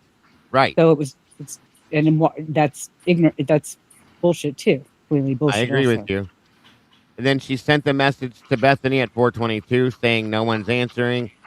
Again, I'm really confused at 4:22. Again, then she sends to Kaylee a message at 4:22.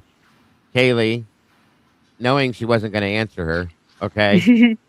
And then to Kaylee again. But you're building an alibi with this. Yes. Okay? In my opinion, that's what this is building an alibi. To Kaylee again, what's going on? Then to Bethany, yeah, dude, what the fuck? At 4:23. Then Bethany again. Xana was wearing all black, which we've already seen this already, okay? 4:23. And then to Bethany again. I'm freaking out right now. 4:23. It's like a ski mask almost. 4:23. And then to Bethany, shut the fuck up. 4:23. Actually, 4:23. Like he had something over his head and a little in mouth. 4:23. Bethany, I'm not kidding. I am so freaked out. 4:24. And she said her name there. Okay, that's something's off with that in itself. Bethany, I'm not kidding. Like, especially if you're in a hurry, like you're like trying to get your message out as fast as you can because you're scared. That's almost like she had to put her name there so that people knew it was her name. You know what I mean? Oh yeah, 100%. Yes. Trying to prove to Bethany it was or prove to people it was Bethany. So then, there again, Bethany says, "So am I." 4:24. My phone's gonna die. Fuck. And she had 2 phone cords in her bedroom, folks. We saw the photographs. That's the thing. That's the thing another thing that sounds like the most biggest piece of bullshit in here. My phone's dead. You're in your own bedroom. You don't have a charger? Come on. I'm on. 2 of them. One in the drawer, one in the right, even. That's how to build the alibi. That's how I'm seeing it. I'm sorry. Bethany says, "Come to my room." All of this went down at 4:24, folks. Within that 1 minute. And she tells her down here, 2 texts. Run down here for 2 texts. 4:24. And then tries to call Ethan. That one was answered at 4:24 for 13 seconds. Yeah, that what? That is an outgoing call to Ethan Chapin's phone. Third party application call status answered at 4:24 a.m. for 13 seconds. Who the fuck answered Ethan's phone? Well, from a third party app. So I'm guessing that's Snapchat. That's Snapchat. Bingo. If it is Snapchat, I think I said that. Yeah, I said that in Kim's earlier. If it's Snapchat, they don't have voicemail. So a voicemail would not have picked it up. It would have just kept ringing and ringing and ringing. So for the fact that someone answered this, and I believe Jules had said something like the SB1 vehicle was already gone by this time as well. So Yep. Hey, when you open Snapchat on your phone, if you go to make a Snapchat missed call, I don't use Snapchat. If you call somebody or message somebody, obviously not message. If you call somebody through Snapchat or whatever, do you have to use like your face or your fingerprint or a number to get into Snapchat? You can just call. But on your phone, like, would you need to be if you're the person, like, if I want to make a you call need to out, open it up with something? I don't yeah, know. when you open the app, is it going to be like, hey, I had to check your face out, or you need to put your finger on a bubble or whatever? I think if you're already in it, like it's already open and you're in it, you don't have to. But I think if it's been a minute, you may have. It depends on how you have it set up. Sure. That's how I understand it. I could ask my friend. It depends on how you personally have it set up. I mean, I could download it. I could download it and tell you, but I mean, I'm just curious. Hold on a minute. And Ethan's the only one that has an answer. Yeah, that's weird because it is like 7 seconds longer than any of the other calls, or 6 seconds longer than anything else. You just answer. Doesn't make any sense, really. And so she calls, and then after that, it says, "I'm scared." Okay, so he said he gets a notification whether to accept or decline it, and then depending on what he does, he either opens it up or he declines it. And then it's an actual phone call. He can do it either way. So you have to accept or decline it as a phone call. Okay. Do you need your own fingerprints, your own face? Does it make a difference? Well, or are you just swiping? Any third-party app, you have to accept it. Right.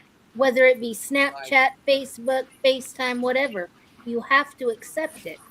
So who accepted it and talked for 13 seconds? Exactly. Well, because what are the other ones on there?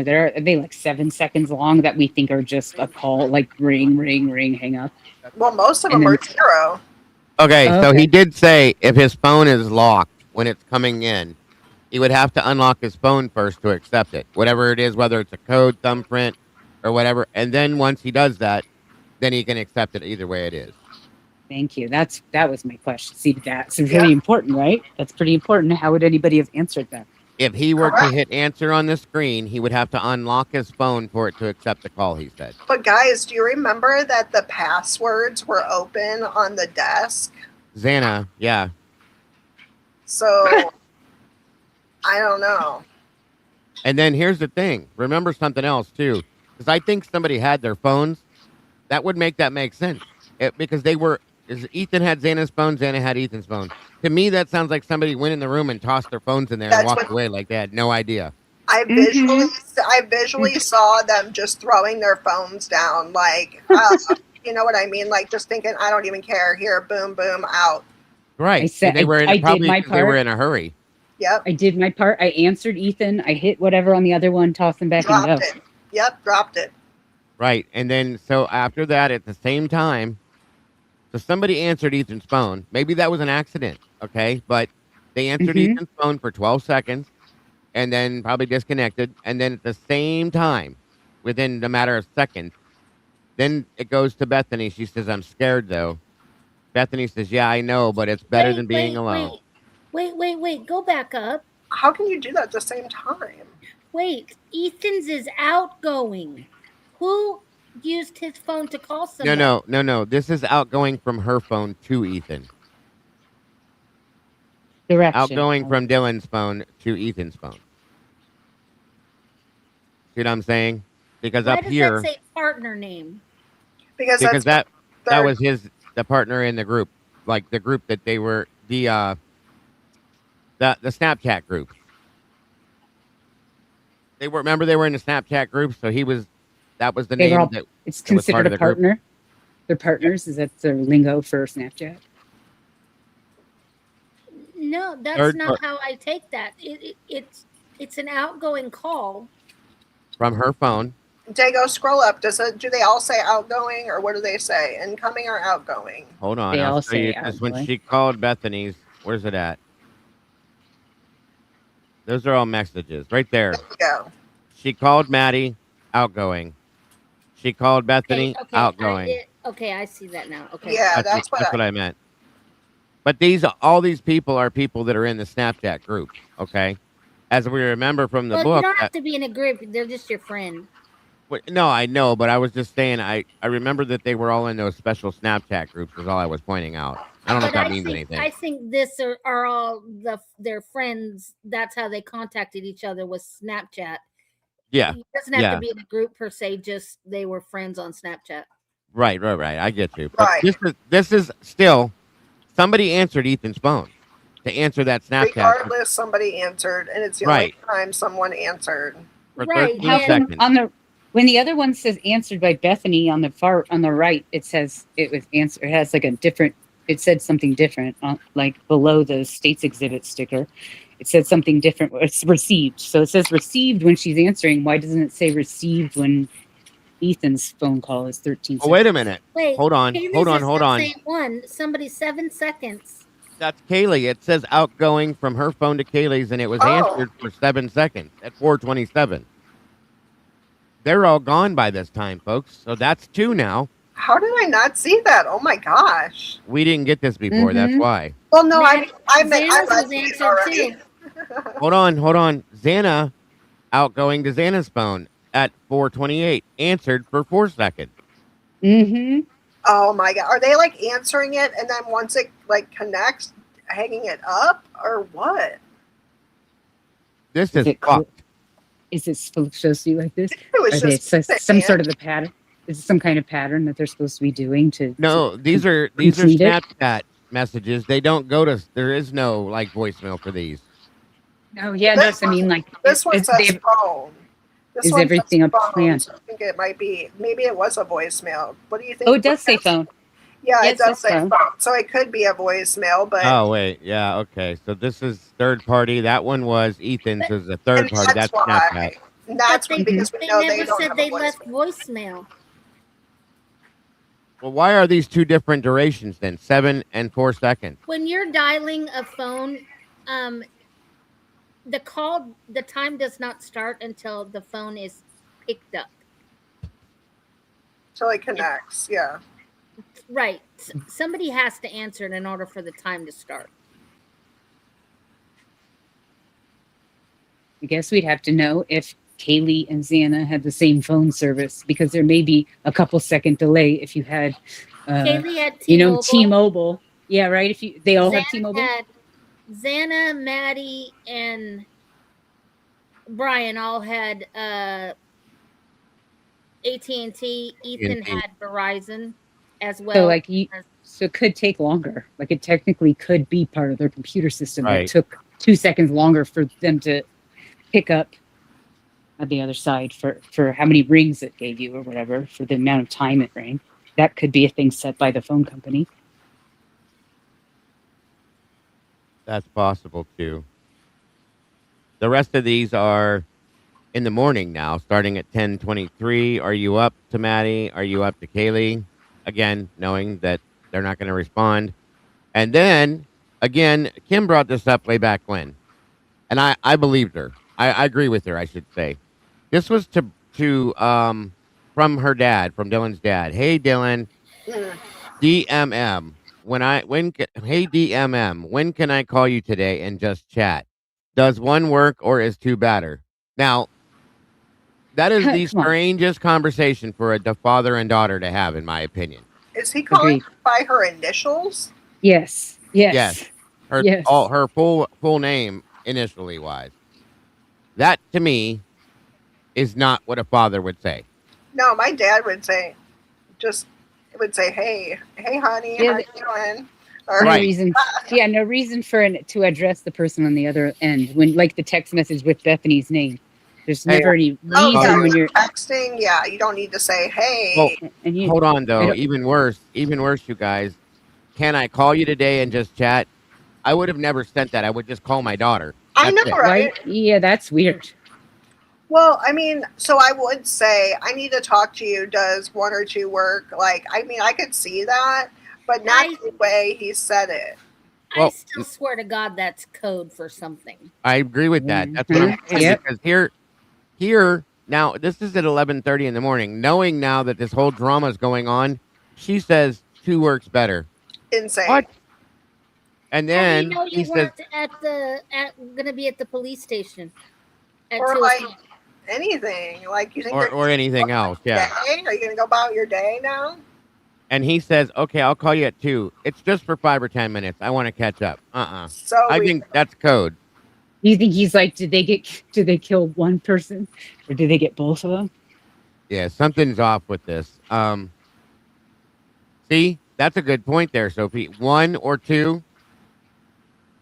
You know what I mean? And then we have Bro from Jenna at 11:50, right before 911 was called. And then to Emily Alant, and she called Emily. That's when she called Emily. Emily, we know that, and that was at through Snapchat. It wasn't on the phone for 108 seconds, whatever that equals out to be. Then she goes back to Jenna again, and she received this from Jenna. Do you guys need me to come get you? And then the next thing happened at 104 with the vandal alert. That's it. Oh, man. I don't trust any of this at this point. How could you? I don't. Now we're talking about the dad's thing. Yeah, that's all of this is so orchestrated by. It's like, without a doubt, almost incomprehensible to think how like heavy-handed all this is to plan it out. So, or text message time thing. Let me ask you this question: do you think the "Hey DMM" is 1 or 2 better? Could that have meant something to do with 1 or 2 in the morning that night? What time is that message sent? That message was sent at 11:40 that morning, the next morning. But could that be code, like Tomboy said, referring back to 1 or 2 that morning? Like, when did it happen? Maybe was it 1 or 2 this morning that this happened? Or were one of you home, or 2 of you home when this happened? Right. Or was there 1 person killed or 2 person? You know what I mean? Kim said that has some kind of a code to it. I agree with her 100%. WSU Kim? Or was no, typically unique Kim. Okay, so yes. Was there 1 survivor or 2? There you go. 1. It could be. We could go through this all day. Yeah. It could mean a bunch of different things, but at one point, it doesn't mean to me anything like what it reads to mean. Read. All right, guys, I gotta go. Thank you, Dago, and thank you. Well, we're done. Thank you, Sweet Pea. I appreciate you very much for joining me. Yeah, thank you. From my understanding, Smiling Sleuth, he does have some involvement there somewhere. So does her godfather. And my understanding was that her boyfriend's dad did too somehow. So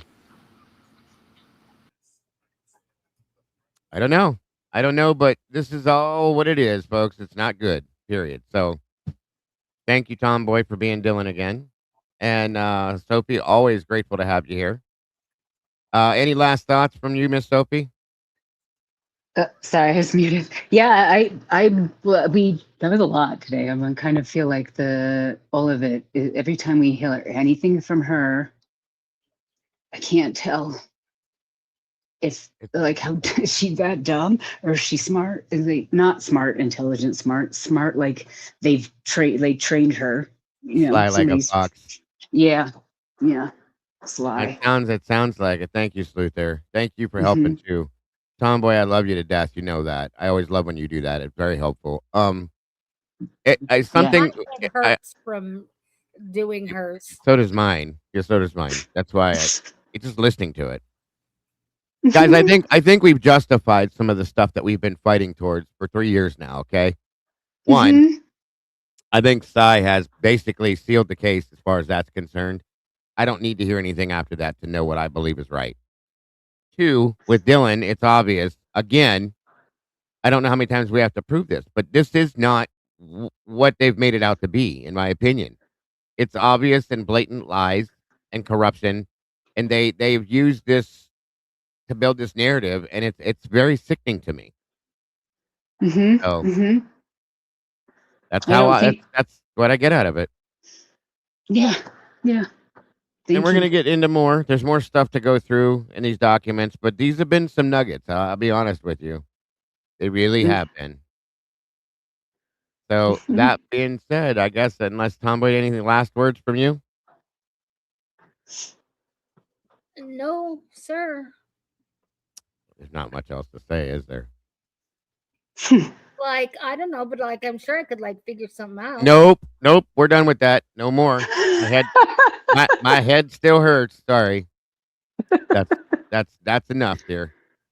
But no, guys, thank you very much. Truly, honestly, I really do appreciate you. And again, guys, I'm going to say this. Wait, before you leave, did you read the comment up there that said Quinn Kelly's mom died? Was it retribution? And I said, how did she die? And he said, it's on his public Facebook page. Really? Oh, shit. I don't know if I can pull Facebook up on here. Hold on. Oh, I can. 1 second before we get out of here, guys. We lied. We're going to stay here for a bit. I know. I was going to say, I'm going to step down and let you guys close out, but no problem. That's interesting. That's interesting. Whatever you need to do. No, yeah, I can't pull it up. So if you can pull it up and share it, please do. I mean, what kind of retribution are you thinking? Like retribution, he would be on the contributor perpetrator. So who would be retributing against him? Right. I mean, that's a good question too, Sophie, because we don't really know. That's an interesting point. Warring gangs that I've never heard of. Right. Could be. And Kiss Me said, Dago, is it don't message me for DMM or Dylan Marie Mortensen? That's a good question too. That's really funny. Tiny Mama said she died of cancer and his grandmother died around the same time. That's horrible. Oh, gosh, jeez. Wow. Well, cancer is definitely not retribution from anybody but one, from nobody, to be honest with you. So yeah, either way, that's still sad. Whether he was involved or not involved, that's a whole lot to lose at one time. Karma is maybe more what you're leaning towards. That's I was gonna say karma. If he had an involvement, I don't know that he did. There's really no way to prove that he did, folks. I do question the phone thing. I question, the possibility that he had two phones, that he was there, that he wasn't there. Those are questions I have. I'm not saying I've never claimed that I thought for sure that he was involved. I said, do I believe it's possible? Sure. Okay. That he was there, possibly? Sure. I don't have any way to prove that. So I don't. I don't know. I don't know what to think on that aspect because I've always wondered why she never contacted him if that's her boyfriend with all this trauma. I've never why didn't you call him? Most women or even men would call their if they're in a relationship and they go through trauma, they're going to call their other half. That's just how that works. You need that comfort to be able to make you feel better. Mm-hmm. She didn't contact him. And that's what 1-1, and he's a police officer. He made that decision based on the fact of what he calls Jesus Christ, I just lost it. Behavioral what does he call that, Tomboy? Oh. 1-1. He's basing it off of like what we do normally. Okay? Normal things that we would do. And that he doesn't see her contact. We don't see her contacting him in her phone records. It's not part of her natural habits or her pattern samples, whatever. Pattern behavior. That's it. Yeah. Behavioral pattern. Yeah, that's what the word is. And because she didn't, it made him believe that maybe Quinn was there, which makes sense to me. Mm-hmm. Thank you, Sleuth. I mean, that'd be very, very easy to bullshit around and have multiple phones and have one be your burner phone that you're actually using, and your other phone is the one you're paying with your name on it to. And a lot of people, it was said that he was into selling things where he lived at, and a lot of people that do that do have multiple phones. So definitely. That's all I'm saying. But well, from the looks of it, it looks like he's a Boise State Bronco. Oh, doesn't he have like a seizure disorder? I don't know. What is a Boise State Boise State Bronco he's on the football team? Yeah, his photos shows that he's on our football team. I'm not sure. He's like 3'5". It's our just being a Bronco is just like that's just the school. It just Your be Boise part of the State. school, yeah. Yeah, I'm just State like is the school, yeah. I was a Bronco, so like just from going there. Is there any pictures of him in a football uniform? I would love to see. Yeah, no, he's like a short little guy. Is he in sports, or he's just like I go to BSU now? I don't think they're together anymore either. That's a good point, Danger Zone. I think they were broke up. So yeah, he's a little taller than Payne, Troy. Not much. I mean, it's a lot of people believe that he was Taurus. I don't know. I think that's his black truck. That black truck that drives past Banfield looks just like his pickup truck. It does look like it could be. Hold on, it also looks like Mawich's truck too. So I can't. I don't know. Mikey's been breaking that down, and he said it looks to be different now. Well, I'll let Mikey explain it another time, maybe this Saturday. But he's been trying to break it down. He got a really clear picture from the Banfield. In fact, let me see if it's here. 1 minute. I'd like to hear his take on it too, if he's already been looking at it. Oh, Mikey done fell in that hole. Let me tell you. Well, that's a nice. That's a nice looking fish, Tomboy. That's a big one. Yeah, it was. 1 minute here. Thank you, Sluther.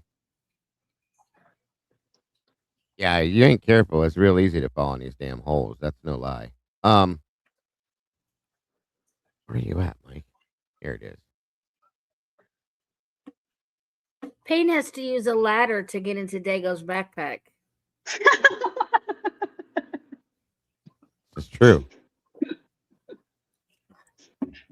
This is true. I love it. I'm not a tall person. It's still funny. I'm not either, but I ain't that little. Jesus. That's a little guy. It was funny to see him get on the stand, right? Because he is little. Gets up on the stand. He's like, it's a little guy up there. He had to climb up there, right? So Mike uploaded this through a different software that he has, I believe, and he said it was probably one of the clearest photos he's ever seen of it. So awesome. Let's see what it shows here.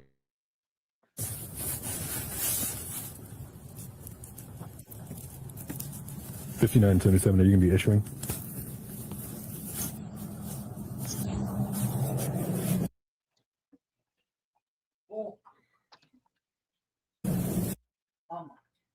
We need to go to the Walmart or Samuel's Walmart on Sunday.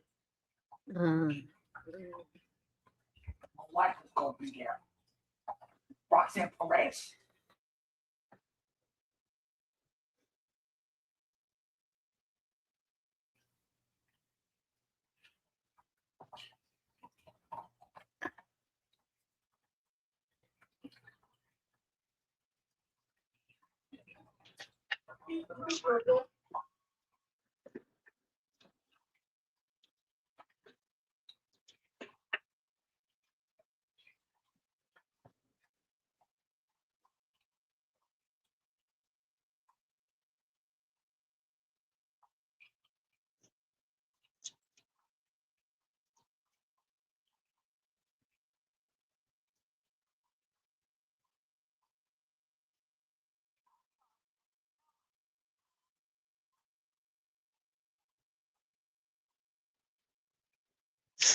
Do you remember what the bumper looked like on the back of Maurish's truck, Tomboy? Was it silver, gray, or was it like, did it match the rest of the truck?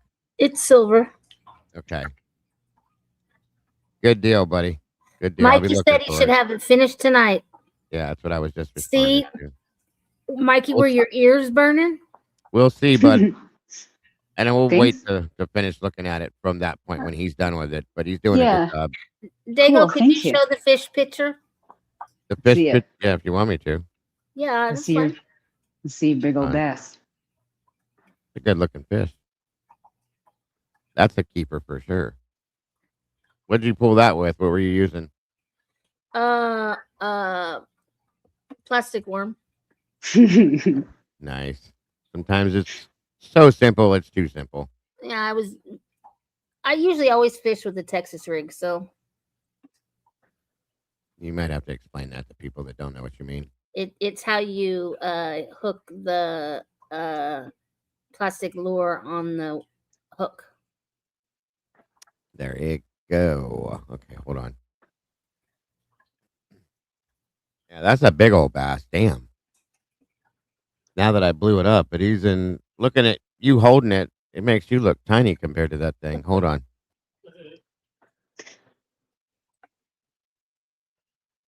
That's a good sized fish there. Big mouth, large mouth. Yeah, it's a largemouth. That's a nice Cool. looking.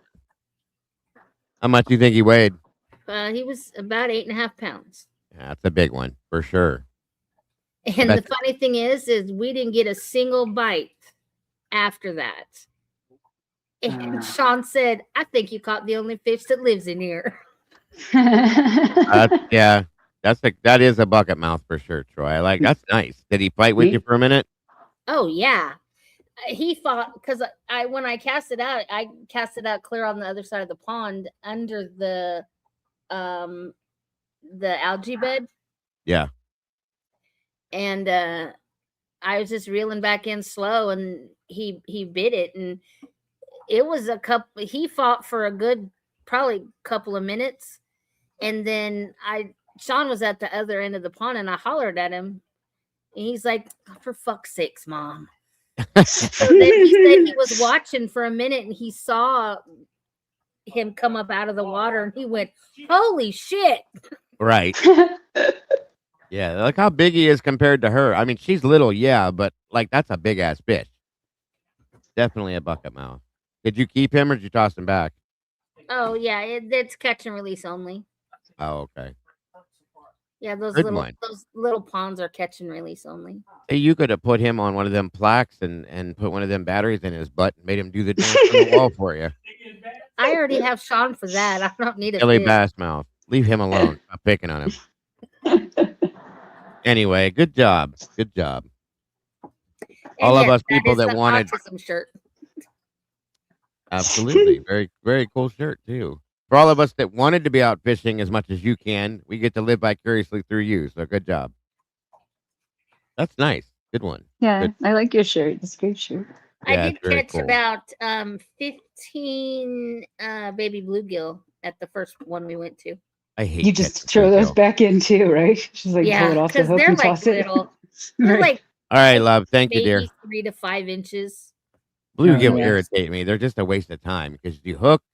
I don't ever keep those for any reason, and I throw them back in. And they'd be great bait if you had a bigger fish you could catch with it. Yeah, absolutely. And that's what they do. They go to these little ponds that have these baby bluegill, and they go in with their casting nets. Yeah. They drag it. Practice. Yeah, they pull out. Because you can keep them as long as you use them for bait fish, but you have to have them in a bait container. So you can do it that way, or you can because I usually almost always have my cat pole with me.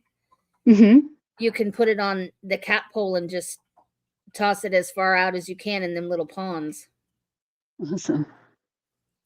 All right, kids. I'm getting the look from the wife. I gotta go finish something for her, but I will be live. It is Friday night, so I'll be over with Crimes After Dark or with DA and Devil's Advocates. If you're not doing nothing, stop on by, say hi. If not, I will see you guys tomorrow. Thank you again, ladies. I appreciate you very much. Everybody in here, thank you for supporting us. Anybody that may have donated anything towards anything, God bless. Thank you so much for that. And I'll see you guys soon. Have a great one. Thanks, Joe. Thank you. Bye, y'all. Bye-bye. Bye-bye.